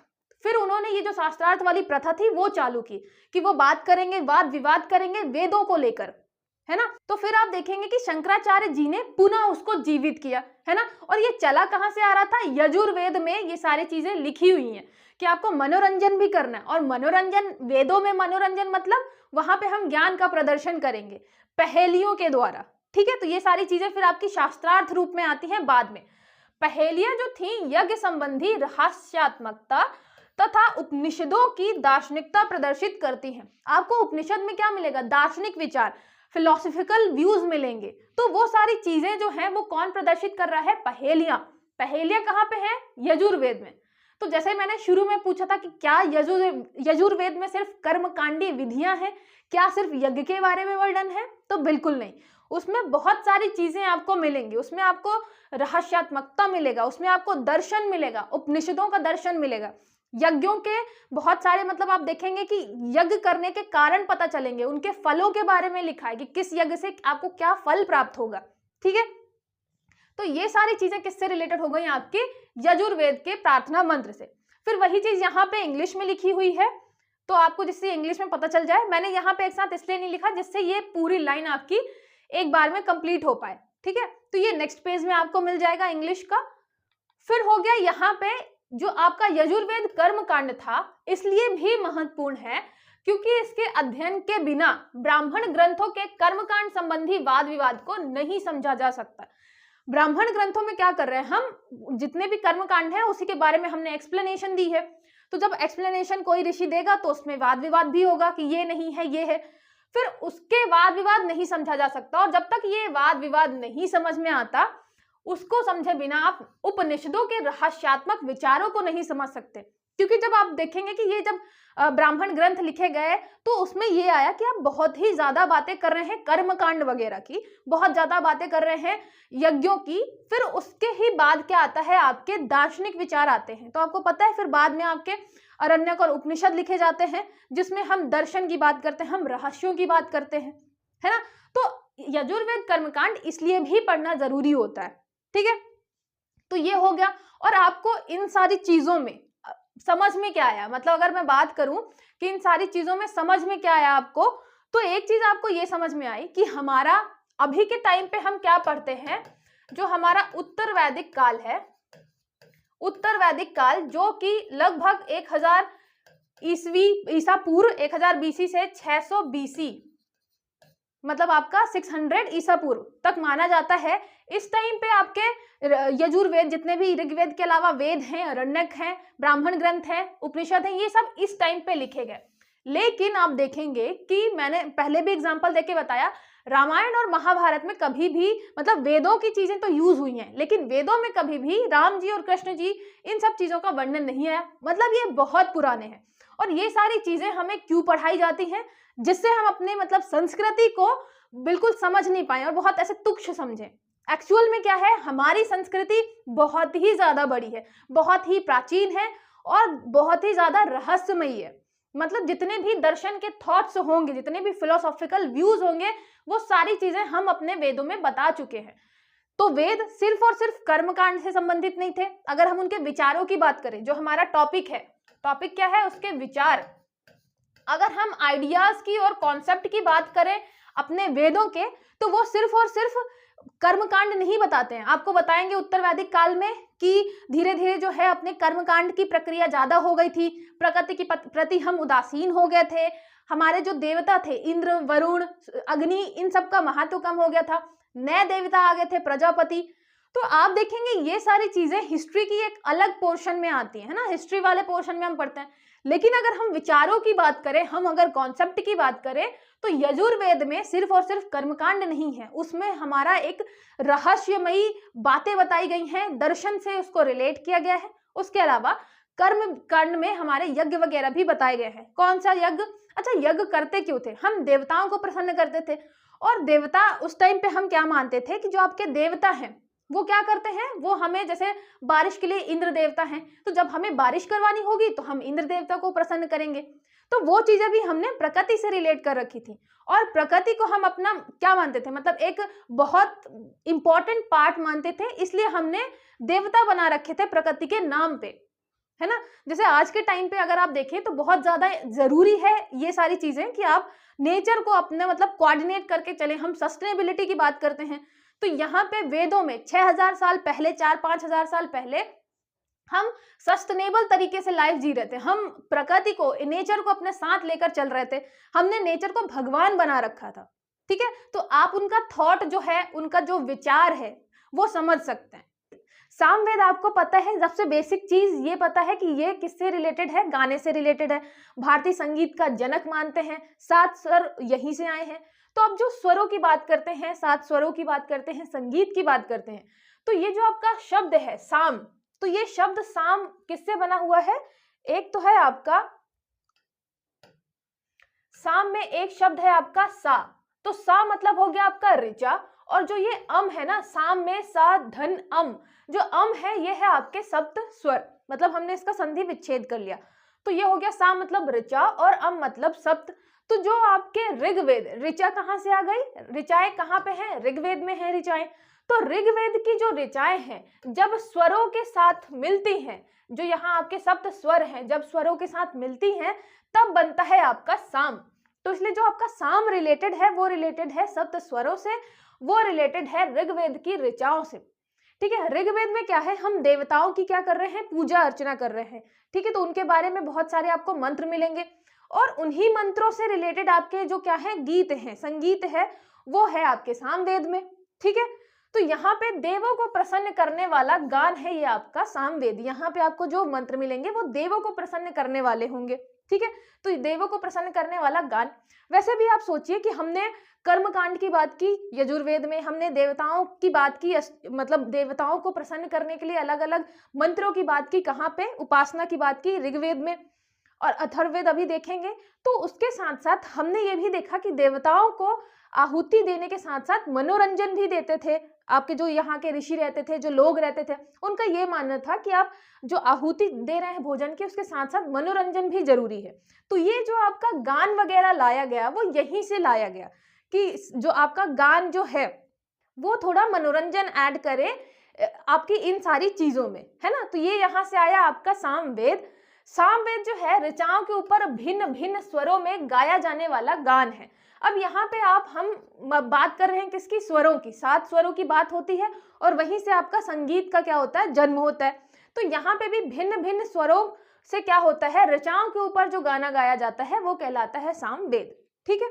यहाँ पे कुल आपको मिलेंगे 1500, यहाँ पे 49 मतलब 1549 कुल मंत्र मिलेंगे, जिसमें से 75 जो हैं वो केवल आपके सामवेद वाले हैं, बाकी सब आपको ऋग्वेद के मिलेंगे।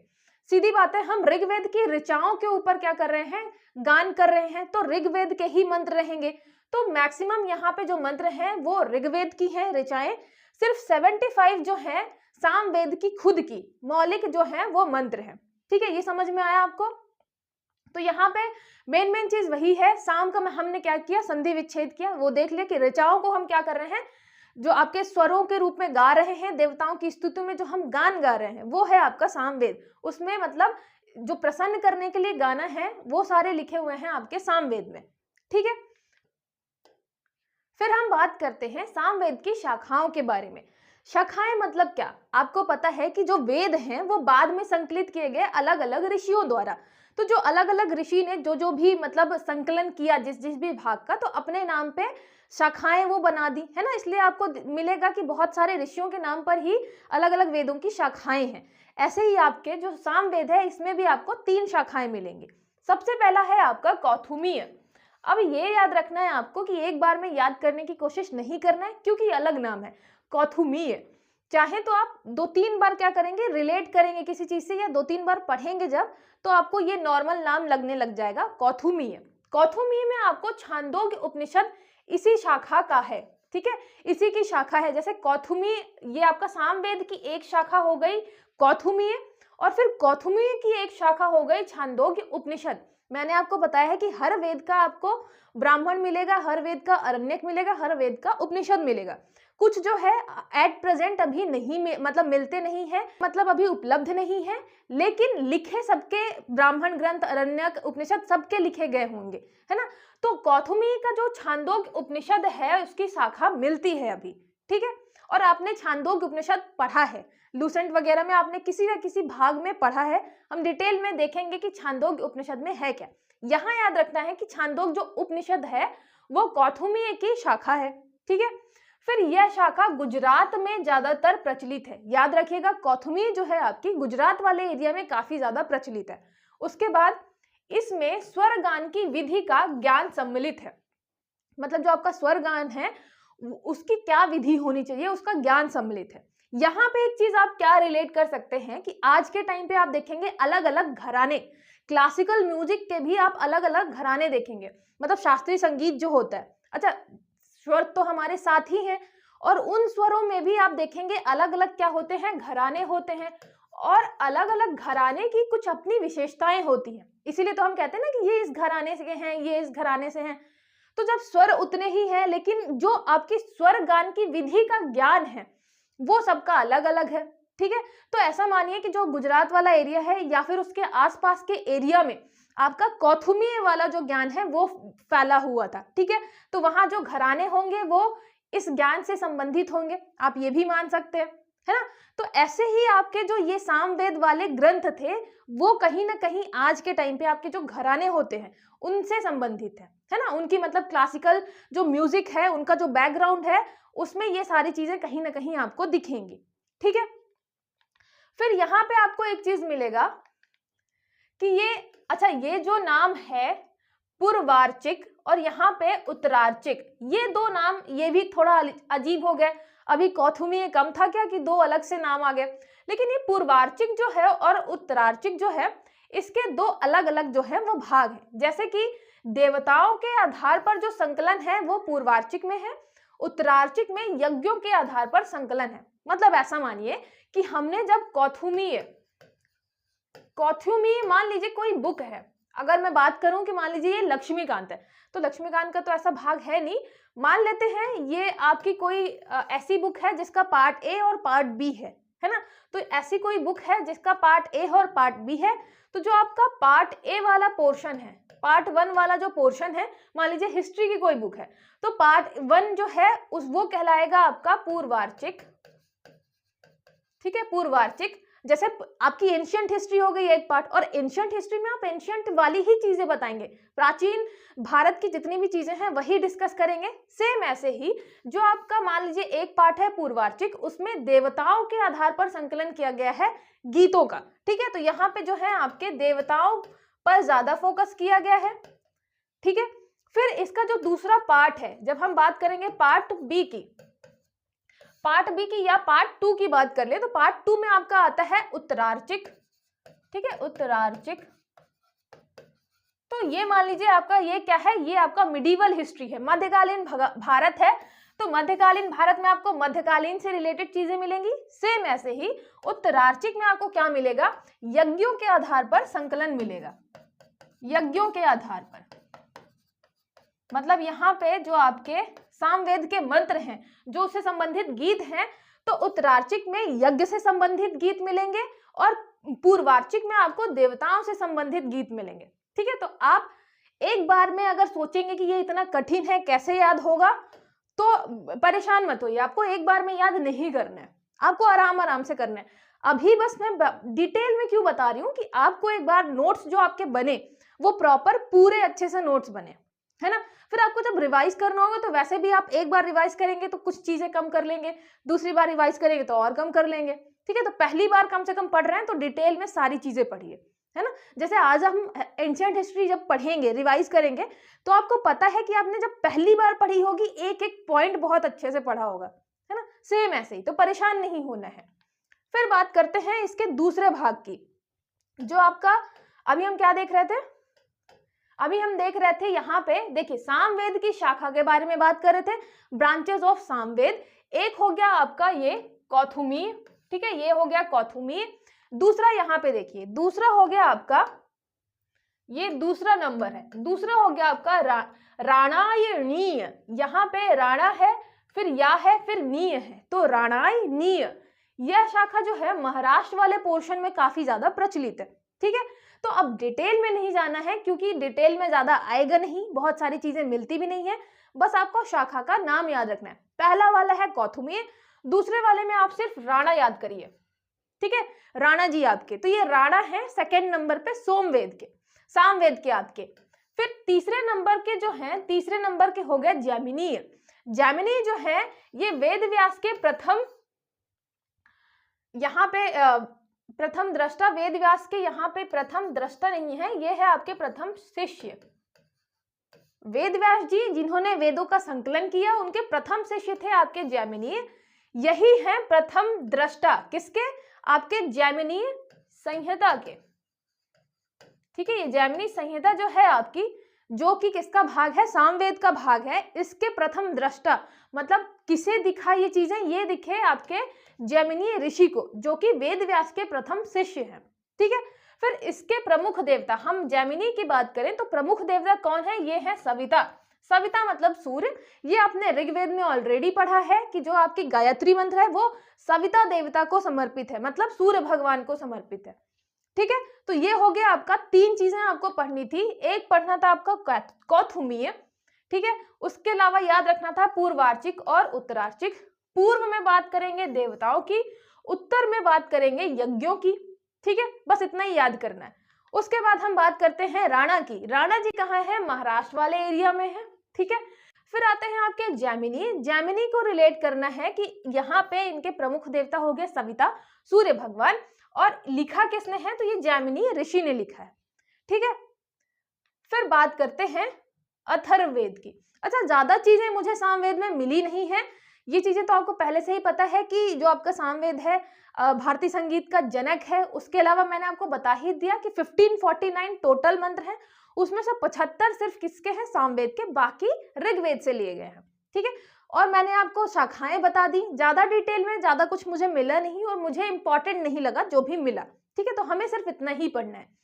फिर बात करते हैं अथर्ववेद की। अथर्ववेद जो है वो यज्ञ के सर्वांगीण संस्कार के लिए इसका संकलन किया गया था। मैंने बताया था इसका पुरोहित होता है ब्रह्मा, और एक चीज ब्रह्मा के बारे में मिलती है कि इन्हें तीनों वेदों का ज्ञान, मतलब इसको मिला के चारों वेदों का ज्ञान होता था।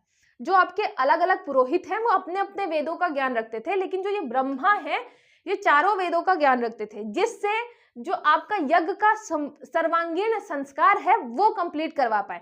इसके अलावा अगर कोई विघ्न वगैरह आ रहा है, कोई प्रॉब्लम आ रही है, तो उसको भी ये हैंडल कर पाए, ठीक है। तो इसलिए ये मान के चलिए कि आपके पास ब्रह्मा के पास जो है बहुत सारा नॉलेज होता था, ठीक है। फिर इसकी रचना किसने की है, तो अंगिरस और अथर्वा ऋषि ने की है। ये अथर्वा के कारण ही क्या कहलाता है, अथर्व वेद कहलाता है, ठीक है। आप बस क्या याद रखिए, अथर्वा और अंगिरस दोनों आ से नाम है। अंगिरस और अथर्वा ऋषि क्या है, रचनाकार है, ठीक है। फिर इसके 20 कांड हैं, जैसे कि हम पढ़ते हैं ऋग्वेद के 10 मंडल हैं मंडल क्रम में, तो ऐसे ही 20 कांड है किसमें, आपके अथर्ववेद में। 430 सूक्त हैं और मंत्रों का आप लगभग मान के चलिए कि 6000 मंत्र हैं, ठीक है। और 730 हैं, तो यहाँ पे आप लगभग दिमाग में 700 सूक्त मान के चलिए कि यहाँ पे 20 कांड है, 700 सूक्त हैं, 6000 मंत्र हैं, ठीक है। एग्जैक्टली आपको अभी इतनी डिटेल में नहीं जाना पहली बार में, अभी दिमाग को आराम आराम से चीजें बतानी है ना, एकदम से झटका नहीं देना है। फिर देखिए यहाँ पे हम क्या बात करते हैं, हम हमेशा पढ़ते हैं कि जो आपके वेद त्रयी हैं, है ना, जो आपके वेद त्रयी हैं, वेद त्रयी में ये जो आपका त्रयी है, सिर्फ 3 वेद इंक्लूड होते हैं। कौन कौन से, एक तो होता है आपका ऋग्वेद, दूसरा होता है आपका यजुर्वेद और तीसरा होता है आपका सामवेद। ये आपको पता ही होगा। हम कभी भी अथर्ववेद को नहीं ऐड करते आपके वेद त्रय में। क्यों? क्योंकि जो विषय वस्तु है अथर्ववेद की, उसमें आपको जो जादू टोना मिलेगा, उसमें आपको बहुत सारी कृषि से रिलेटेड हो गई, आपका औषधि से रिलेटेड हो गई, बहुत सारे ऐसे चीजें आपके अथर्ववेद में इंक्लूड की गई हैं जो कि मानी जाती हैं कि वो अनार्य जाति की हैं। अनार्य, ऐसा मानिए कि जब हम वेद लिख रहे थे, आपको पता है आप और ईश्वर है, लेकिन लिखा किसने है? आर्यों ने लिखा है। तो फिर जब आर्य लिखते हैं तो उन्होंने बहुत सारी चीजें, जैसे कि ऋग्वेद में देवी देवताओं की स्तुति हो गया, उपासना हो गई, फिर कर्मकांड हो गया, यज्ञ आपका यजुर्वेद में, सामवेद में गीत हो गए। उसके बाद जब आपके ये अथर्व और अंगिरस ऋषि आते हैं, उनको लगता है कि यार जो अनार्य हैं उनकी चीजें भी हमें इंक्लूड करनी चाहिए वेदों में। तो वो फिर अथर्ववेद लिखते हैं जिसमें कुछ चीजें जो रहती हैं वो अनार्य जाति की रहती हैं, जैसे कि जादू टोना हो गया, जैसे कि आपका वनस्पति विज्ञान हो गया, आयुर्विज्ञान हो गया, जिसकी वजह से बाद में इसको क्या बोलते हैं आपके ऋषि कि भैया ये जो आपका अथर्ववेद है, मतलब उसको फिर वेदों में काउंट नहीं करते। जो आपके अच्छे और बहुत उच्च वेद माने जाते हैं वो वेद माने जाते हैं आपके वेद त्रयी। ठीक है, तो ये बस हो गया कि वो क्या है, वो चीजें आपका जो अथर्ववेद है वो सबसे ज्यादा मतलब ऐसा है कि सांसारिक चीजें इंक्लूड करता है अपने मंत्रों में, है ना, सांसारिक चीजें इंक्लूड करता है, लेकिन उसको नहीं मानते वेद त्रयी का भाग, क्योंकि वो क्या है, अनार्य जाति की कुछ चीजें लेता है। ठीक है, बस इसलिए नहीं मानते। ये याद रखिएगा कि वेद त्रयी में आपका अथर्ववेद नहीं है, क्योंकि उसमें आपका जादू टोना है। आप इतना भी रिलेट कर लेंगे तो बहुत काम की चीजें आपकी हो जाएंगी। ठीक है, फिर बात करते हैं विषय वस्तु की, कि विषय वस्तु के आधार पर इसका विभाजन कैसे है। हम हमेशा शाखाएं पढ़ते हैं अलग अलग वेदों की, तो विषय वस्तु के आधार पर एक तो है आपका आध्यात्म विषयक, जैसे कि ब्रह्म हो गया, परमात्मा हो गया, आश्रम आदि, ब्रह्म परमात्मा, इन सब के बारे में आपको अथर्ववेद में मिलेगा। फिर आधि भौतिक मतलब राज्य हो गया, राज्य का शासन, युद्ध हो गया, इन सब के बारे में भी आपको मिलेगा अथर्ववेद में। ये हम देख रहे हैं कि अथर्ववेद में किन किन विषयों के बारे में लिखा गया है। ठीक है, फिर आधि देवता हो गया, मतलब ये आपका रोग हो गया, चिकित्सा हो गया, दीर्घायु, ग्रह निर्माण, इन चीजों के बारे में भी आपके अथर्ववेद में लिखा है।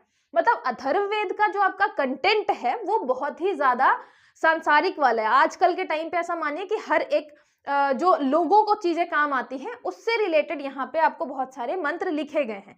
लेकिन वो क्या है, अब देखिए ऋग्वेद में तो वैसे भी देवताओं की स्तुति है और ये सारी चीजें हैं, कर्मकांड है या आपका यजुर्वेद में, तो उससे थोड़ा हटके है, बस इसलिए वेद त्रयी का भाग नहीं है। ठीक है, फिर यहाँ पे आपने देख लिया कि ये सारी चीजें जो है ये विषय वस्तु है, मतलब ये सब्जेक्ट है आपके अथर्ववेद के। इसके अलावा भी बहुत सारी चीजें हैं, उसको हम अभी देखेंगे। फिर शाखाएं, ब्रांचेस की बात करते हैं, तो जो आपका अथर्ववेद है उसकी 2 शाखाएं हैं जो अभी प्राप्त होती हैं। अच्छा, जब मैं ये बताती हूँ कि शाखाएं, इसका मतलब ये नहीं है कि इतनी ही शाखाएं हैं, इसका मतलब ये है कि इतनी शाखाएं अभी मिलती हैं। ठीक है, इतने ही ब्रांचेस अभी मिलते हैं। एक आपको नाम मिलेगा शौनक, एक आपकी ब्रांच है शौनक, और दूसरा है पिप्पलाद। पिप्पलाद ये आपके ऋषि हो गए। जो शौनक है उसमें आपको मिलेगा गोपथ ब्राह्मण। गोपथ ब्राह्मण के बारे में भी आप पढ़ेंगे अभी जब ब्राह्मण ग्रंथ में, या फिर लुसेंट वगैरह में कोई ना कोई फैक्ट आपको जरूर मिला होगा, है ना। तो ये आपने पढ़ा होगा कि जो अथर्ववेद है, अथर्ववेद उसका एकमात्र ब्राह्मण ग्रंथ है। उसका एकमात्र ब्राह्मण ग्रंथ क्या है? उसका एकमात्र ब्राह्मण ग्रंथ ये है आपका गोपथ ब्राह्मण, है ना। तो ये आपका गोपथ ब्राह्मण है किस ब्रांच का? तो ये आपका शौनक ब्रांच का है। ठीक है, तो शौना से आप वैसे सोना भी कर सकते हैं ना, कि मेरा सोना, मेरा सोना, सोना बाबू वाला भी आप कर सकते हैं। कि गोपथ ब्राह्मण जो है वो अथर्ववेद का इकलौता ब्राह्मण है, वो भी वो किस ब्रांच से संबंधित है? तो ये आपका शौनक ब्रांच से संबंधित है। ठीक है, फिर बात आती है पिप्पलाद की। तो जो प्रश्न उपनिषद है उसमें पिप्पलाद के उत्तर बड़े ही प्रभावी और तार्किक है। आपको पता है कि प्रश्न उत्तर संवाद भी होता था। बाद में हम देखेंगे शंकराचार्य जी शास्त्रार्थ लेकर आए थे, है ना।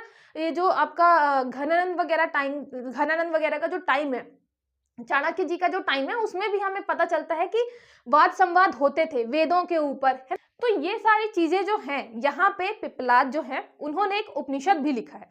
कौन सा उपनिषद? आपका प्रश्न उपनिषद, उसमें उनका जो उत्तर है, जो प्रश्न है, ये बहुत ही क्या है, उत्तर उनका प्रभावी और तार्किक है ना। उपनिषद में वैसे भी हम बात करते हैं दर्शन की, फिलॉसफी की, तो बहुत ही तार्किक मतलब रेशनल उत्तर इन्होंने दिए हैं यहाँ पे।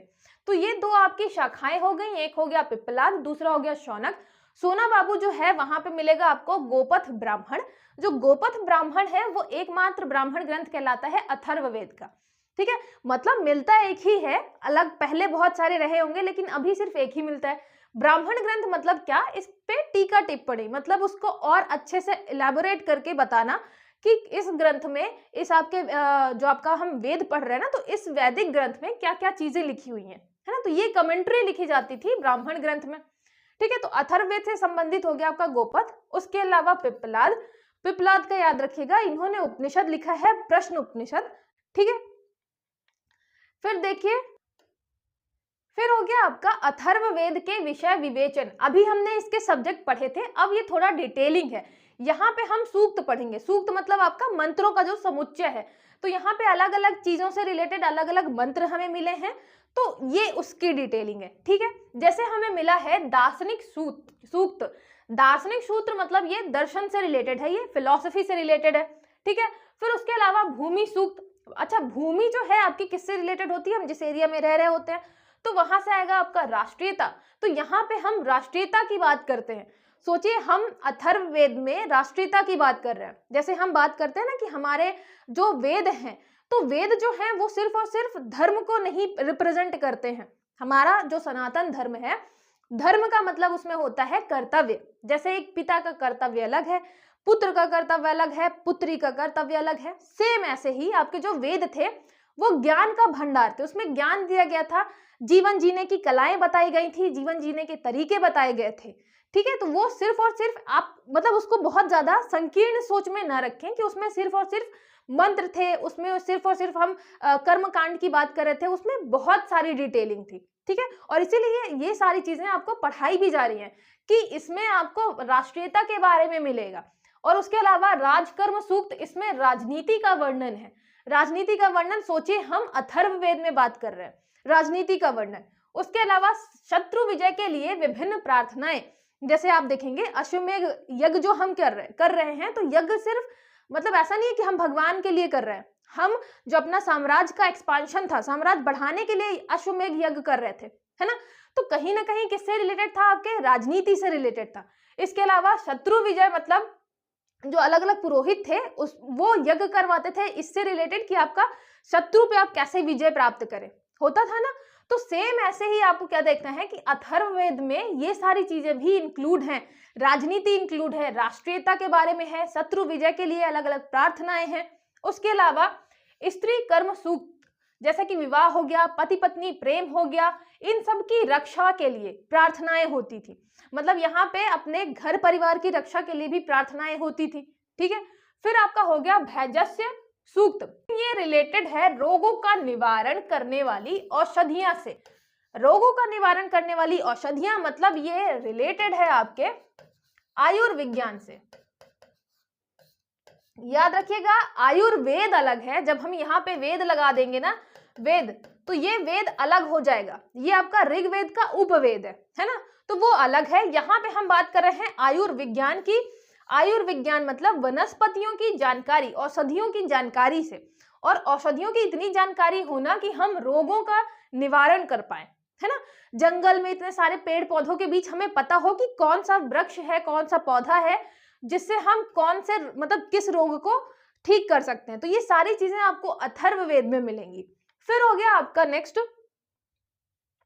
आयुष्य सूक्त, इसमें विभिन्न अवसरों पर पढ़े जाने वाले दीर्घायु की प्रार्थना संबंधी मंत्र है। जैसे मतलब ऐसा बोलते हैं ना कि आप सब सुखी रहें और दीर्घायु रहें, तो ये सारे जो मंत्र थे वो भी आपके अथर्ववेद में प्रेजेंट थे। फिर पौष्टिक सूक्त, पौष्टिक से तो ऐसा लगेगा खाने पीने की बात होंगी, लेकिन यहाँ पे आप फिर रिलेट करेंगे उसी से, खाने पीने की बात मतलब कृषि की बात, जीवन यापन से संबंधित, गृह निर्माण। तो आप देखेंगे जैसे आपने बहुत बार पढ़ा होगा कि वनस्पति के साथ साथ कृषि के बारे में भी था, तो यहाँ से सबसे पहले हमें कृषि के बारे में पता चला, ठीक है। तो ये आपका अथर्ववेद था जिसमें कृषि से संबंधित चीजें लिखी हुई थी, पौष्टिक सूक्त हो गया, ठीक है। यहाँ पे नहरों का भी वर्णन था, तो ये सारी चीजें आप देख रहे हैं कि कृषि जो है वो ठीक ठाक डेवलप थी, क्योंकि हम नहरों की बात करते हैं अथर्ववेद के टाइम पे, है ना। फिर ये हो गया आपका प्रायश्चित सूक्त, जिसमें अपराध निवारक एवं प्रायश्चित का विधान। अथर्ववेद में आप देखेंगे कि अपराध निवारक मंत्र होते थे, उसके अलावा प्रायश्चित वाले भी मंत्र होते थे, उसका भी विधान होता था। तो यहाँ पे ये अथर्ववेद और जो ये आपके सूक्त लिखे हैं ये बहुत लिमिटेड है, मतलब ये आपके थोड़ी ही जानकारी है। आपको अथर्ववेद में मतलब सांसारिक जो चीजें हैं उससे रिलेटेड हर एक चीज मिलेगी, है ना। चाहे वो आपका रोगों का आपका निवारण हो, कृषि संबंधित हो, जीवन यापन से संबंधित हो, राजनीतिक व्यवस्था के बारे में हो, उसके अलावा ये जो आपका अपराध निवारक हो गया इसके बारे में हो, है ना, यहाँ पे दीर्घायु के लिए हो, तो ये सारी चीजें आप देखेंगे राष्ट्रीयता से संबंधित है। अथर्ववेद का जो आपका टॉपिक है, जो मतलब पूरा का पूरा वेद है वो कितना बड़ा है, उसका जो सब्जेक्ट है वो कितना बड़ा है, ठीक है, ये समझ में आया आपको। अब बात आती है कि क्वेश्चन कैसे बनेंगे, है ना। हमने वेद पढ़ लिए पूरे के पूरे, तो वेदों में क्वेश्चन कैसे बनेंगे, सबसे मेन बात तो ये कॉन्सेप्ट आप समझ गए, सबसे मेन बात। उसके अलावा आपको जैसे पढ़नी है शाखाएं, ठीक है, किसकी कौन सी शाखाएं हैं। उसके अलावा आप जो बेसिक चीजें पढ़ते हैं, जैसे ऋग्वेद में पढ़ेंगे किस मंडल में दशराग युद्ध का वर्णन है, मतलब जो आप पुरानी चीजें पढ़ रहे थे वो आप तो जरूर रिलेट करेंगे। तो जो आपकी पुरानी चीजें हैं उनको तो रिलेट करना ही है, पुरानी चीजें। और बहुत सारे बच्चों को ये भी लग रहा है कि याद नहीं हो रहा है एक बार में, तो आपको एक बार में याद करने की जरूरत है भी नहीं, आप पहली बार पढ़ रहे हैं तो अभी सिर्फ पढ़िए, ठीक है। उसके अलावा शाखाएं हो गई, रिलेट हो गया, फिर विषय वस्तु के बारे में, क्योंकि यहाँ पे ये किस मतलब कौन सा सब्जेक्ट उसके अंदर है, किस टॉपिक की बात कर रहे हैं, तो जो आपका विषय वस्तु है उसके बारे में जरूर जानना है, क्योंकि हम यहाँ पे जो आपका टॉपिक है वो है विचार एवं संकल्पना, विचार एवं संकल्पना, इसकी बात कर रहे हैं, ठीक है।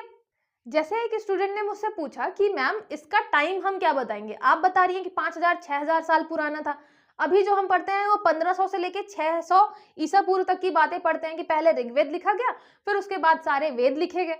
तो यहाँ पे हम जो है वो संकलन की बात करते हैं। संकलन में भी ऐसा है कि बहुत सारी चीजें हमें मिली नहीं है, हम हमेशा देखते हैं कि बहुत सारी शाखाएं पतंजलि ने बताई हैं, लेकिन मिलती उनमें से 2 या 3 इतनी ही मिलती हैं, तो बहुत सारी चीजें तो हमें मिली भी नहीं है। फिर एक चीज आप और समझिएगा, जैसे हम जब हड़प्पा पढ़ते हैं, जैसे आप जब हड़प्पा पढ़ेंगे तो आपको पता है कि जो आपका मोहनजोदड़ो था उसमें मतलब जब उसकी खुदाई हुई तो उसमें 2-3 लेयर मिली, किसकी, नदी की, नदी के कारण डूबने की, मतलब वो जो शहर था वो नदी के कारण मोहनजोदड़ो आपका कई बार डूबा था, फिर कई बार बसा था, है ना। ये हमें कैसे पता चला, जब हमने उसके हर एक परत की खुदाई करी। तो अभी ऐसा मान के चलिए कि जो आप वैदिक टाइम से रिलेटेड चीजें हैं उसकी हमने प्रॉपर मतलब एक्सकवेशन, खुदाई नहीं करी है, प्रॉपर आपने जांच नहीं की है। जैसे आपका द्वारका वगैरह हो गया, तो जब द्वारका के बारे में हमने बहुत सारी चीजें सर्च की तो आपको वो पूरा का पूरा समुद्र के नीचे मिला कि समुद्र में वो चीजें अभी भी दबी हुई हैं, है ना। अब उसके बारे में खोजबीन चल रही है, उसका कार्बन डेटिंग करेंगे तो पता चलेगा कि ये कितना पुराना है। तो बस ऐसा ही मान के चलिए कि बहुत सारी चीजें जो हमें यूरोपियंस बता के गए, स्पेशली हमें जो अंग्रेज बता के गए अपनी संस्कृति को ऊंचा दिखाने के लिए, वो जो टाइम लाइन हमें बताते हैं वो बहुत बाद की है, ठीक है। इसके बारे में जैसे हमारे वेदों के बारे में अभी बहुत रिसर्च होनी बाकी है, जब रिसर्च होगी तो हमें एग्जैक्ट टाइम पता चलेगा कि ये कितना पुराना है। इससे आप एक समझिएगा कि आपका जो वॉयेजर एक क्या है, हमारा यान है जो हमारे सोलर सिस्टम के बाहर भेजा गया है ना, नासा ने भेजा है, तो उसमें एक लैंग्वेज हमने संस्कृत भी रखी है। संस्कृत क्यों रखी है, क्योंकि पता था हमें कि वो इतनी ज्यादा पुरानी है, मतलब पूरे वर्ल्ड ने ये एक्सेप्ट कर रखा है कि जो आपका इंडिया का जो सनातन धर्म है, जो सनातन लैंग्वेज थी वो बहुत पुरानी है।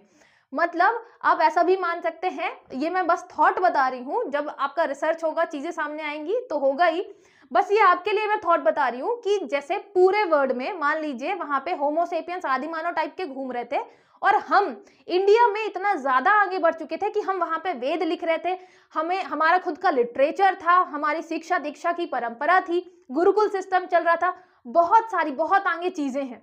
एक चीज और याद रखिएगा, जैसे कि हम नक्षत्र विज्ञान जब पढ़ते हैं तो ये रहता है ना कि आपके जब कोई एक मान लीजिए कोई एक बच्चा है, जब वो पैदा होता है तो उसके जो अलग अलग आपके स्टार्स हैं, आपके ग्रहों की स्थिति है वो फिक्स रहती है कि पहले यहाँ रही होगी, फिर जैसे उससे उस चीज का नक्षत्र क्या होता है, फिक्स हो जाता है। तो जो आपके रामायण है उसमें आपके जो महाभारत है उसमें जो नक्षत्र लिखा हुआ है राम जी के पैदा होने के टाइम, उसको जब कैलकुलेट किया गया तो आज से 10,000 साल पहले वो तारों और ग्रहों की स्थिति बनती है, ठीक है, और कृष्ण जी की लगभग 6,000 साल पहले बनती है। इससे भी आप अनुमान लगा सकते हैं कि हमारे जो वेद हैं वो कितने पुराने हैं, ठीक है। तो बस ये है कि अभी थोड़ा रिसर्च इस फील्ड में होनी बाकी है। उसके अलावा आपको एक चीज और दिमाग में आएगी कि मैम आपने बताया, ठीक है हम सारी चीजें पढ़ रहे हैं, ब्रह्मा जी ने एक साथ 4 वेद लिखे थे, हमने तो पढ़ा है कि ऋग्वेद पहले लिखा गया, फिर बाद में आपके और वेद और ब्राह्मण ग्रंथ है, तो संकलन बाद में हुआ है। आपको पता है कि श्रुति और स्मृति से चल रहा था, है ना, तो संकलन बाद में किया है ऋषियों ने, अलग अलग ऋषियों ने बाद में संकलन किया है। उसके अलावा जो आपकी जाति व्यवस्था थी उसका भी याद रखिएगा कि आपकी जो जाति व्यवस्था थी, शुरू में हमने जो वर्ण सिस्टम हम लेके आए थे, हमारा जो पूरा का सनातन धर्म था वो वर्ण सिस्टम पर आधारित था, है ना, ऋग्वेद में ही आपको मिलता है। तो उसमें भी ये कहते हैं कि जो आपके महापुरुष थे, परम पुरुष मतलब आपके विष्णु जी के मतलब मुख से निकले आपके ब्राह्मण, भुजाओं से निकले क्षत्रिय, तो वो भी एक पर्सपेक्टिव है देखने का। ब्रह्मा जी जो थे जब उन्होंने विष्णु जी को देखा तो विष्णु जी क्या हुआ था, लेटे हुए थे अपने जो आप उनका जो शेष शैया वाला है ना स्थान, वहां पे वो लेटे हुए थे। तो जब आप किसी चीज को हॉरिजॉन्टल देखोगे, मतलब ऐसा मानो कि जब आप किसी चीज को हॉरिजॉन्टल देखोगे, ऐसे देखोगे, तो आपको ये नहीं पता चलेगा कि स्टार्ट यहां से हो रहा है कि स्टार्ट यहां से हो रहा है ना। तो ये बोला जाता है कि जो आपका मुख है वहां से निकले आपके ब्राह्मण और जो पैर है वहां से निकले शूद्र। लेकिन बात तो ये है ब्राह्मण और ये निकले शूद्र, लेकिन ये लेटे हुए थे। तो उस टाइम पे वेदों का मतलब आपके जो ऋषि मुनि है उनका ये मानना था कि भाई सब बराबर थे। हॉरिजॉन्टल देखेंगे आप तो वो सब बराबर है, ब्राह्मण और जो आपके शूद्र हैं वो सब बराबर है, बस इनके काम अलग अलग बताए गए थे। ये जो उनका काम था, जो कर्म था, सबके अलग अलग बता दिए गए थे। ब्राह्मणों का काम था शिक्षा देना, ठीक है, ऐसे ही क्षत्रियों का काम था रक्षा करना, है ना, वैश्य का काम था फाइनेंशियल सिस्टम है उसको ग्रो करना, और जो आपके शूद्र थे उनका काम था सोसाइटी को मेंटेन करके रखना। कोई एक घर संभालने वाला भी तो होना चाहिए ना, वैसा टाइप का। तो ये सारे काम जो थे मतलब सबका काम बराबर ही था और सब बराबर ही थे, ठीक है। तो आपकी जो जाति व्यवस्था है, जो कि बाद में वर्ण व्यवस्था जो है वो जन्म आधारित होती है, ये बहुत बाद में होती है। मतलब जब हम अभी पढ़ते हैं ना आपके 1000 से 600 BC में, 1000 से 600 ईसा पूर्व में पढ़ते हैं, तब ये चीजें धीरे धीरे आ जाती हैं, क्योंकि आपको पता है जब किसी के पास पावर होती है तो फिर धीरे धीरे उस चीज का मिसयूज करने लग जाते हैं, है ना। सेम ऐसा ही हुआ कि बाद में ये जो आपकी वर्ण व्यवस्था थी ये जन्म आधारित हो गई और ब्राह्मण का पुत्र ब्राह्मण कहलाया। ये सारी चीजें बाद में हुई जब थोड़ा सा क्या हुआ वो मतलब बहुत ज्यादा अपने डेविएट हो गया मेन पाथ से, ठीक है। शुरू में जो था, जो मेन आप ऐसा मानिए कॉन्सेप्ट था, वो किस पे था, काम पे था कि अलग अलग काम कर रहे हैं लोग, उस पे आपका अलग अलग नाम हो जाएगा, लेकिन सब जो थे वो बराबर माने जा रहे थे सोसाइटी में, ठीक है, किसी को कम नहीं आंका जा रहा था। तो इसलिए आपका जो पूरा वेदों का हमने कॉन्सेप्ट देखा, वेदों से रिलेटेड हमने जितनी भी चीजें देखी, आई होप आपको समझ में आई होगी। इससे रिलेटेड हम MCQ जरूर कर लेंगे जिससे आपको ये क्लियर हो जाए क्वेश्चन कैसे बन सकते हैं। जितने भी पॉसिबल MCQs होंगे हम वो सारी चीजें देख लेंगे। आपको ये सारी PDF चाहिए होंगी तो आप टेलीग्राम जरूर ज्वाइन कर लीजिएगा, ठीक है, ब्राह्मी एकेडमी का टेलीग्राम ग्रुप ज्वाइन कर लीजिएगा, जिससे आपको ये सारे PDF इजिली अवेलेबल हो जाए, ठीक है। कोई भी डाउट है तो कमेंट करके पूछ सकते हैं, और आपको मेरे द्वारा समझाई गई चीजें अच्छी समझ में आती हैं, आप कनेक्ट कर पाते हैं और आपको अच्छा लगता है तो ज्यादा से ज्यादा लोगों को शेयर जरूर करिएगा।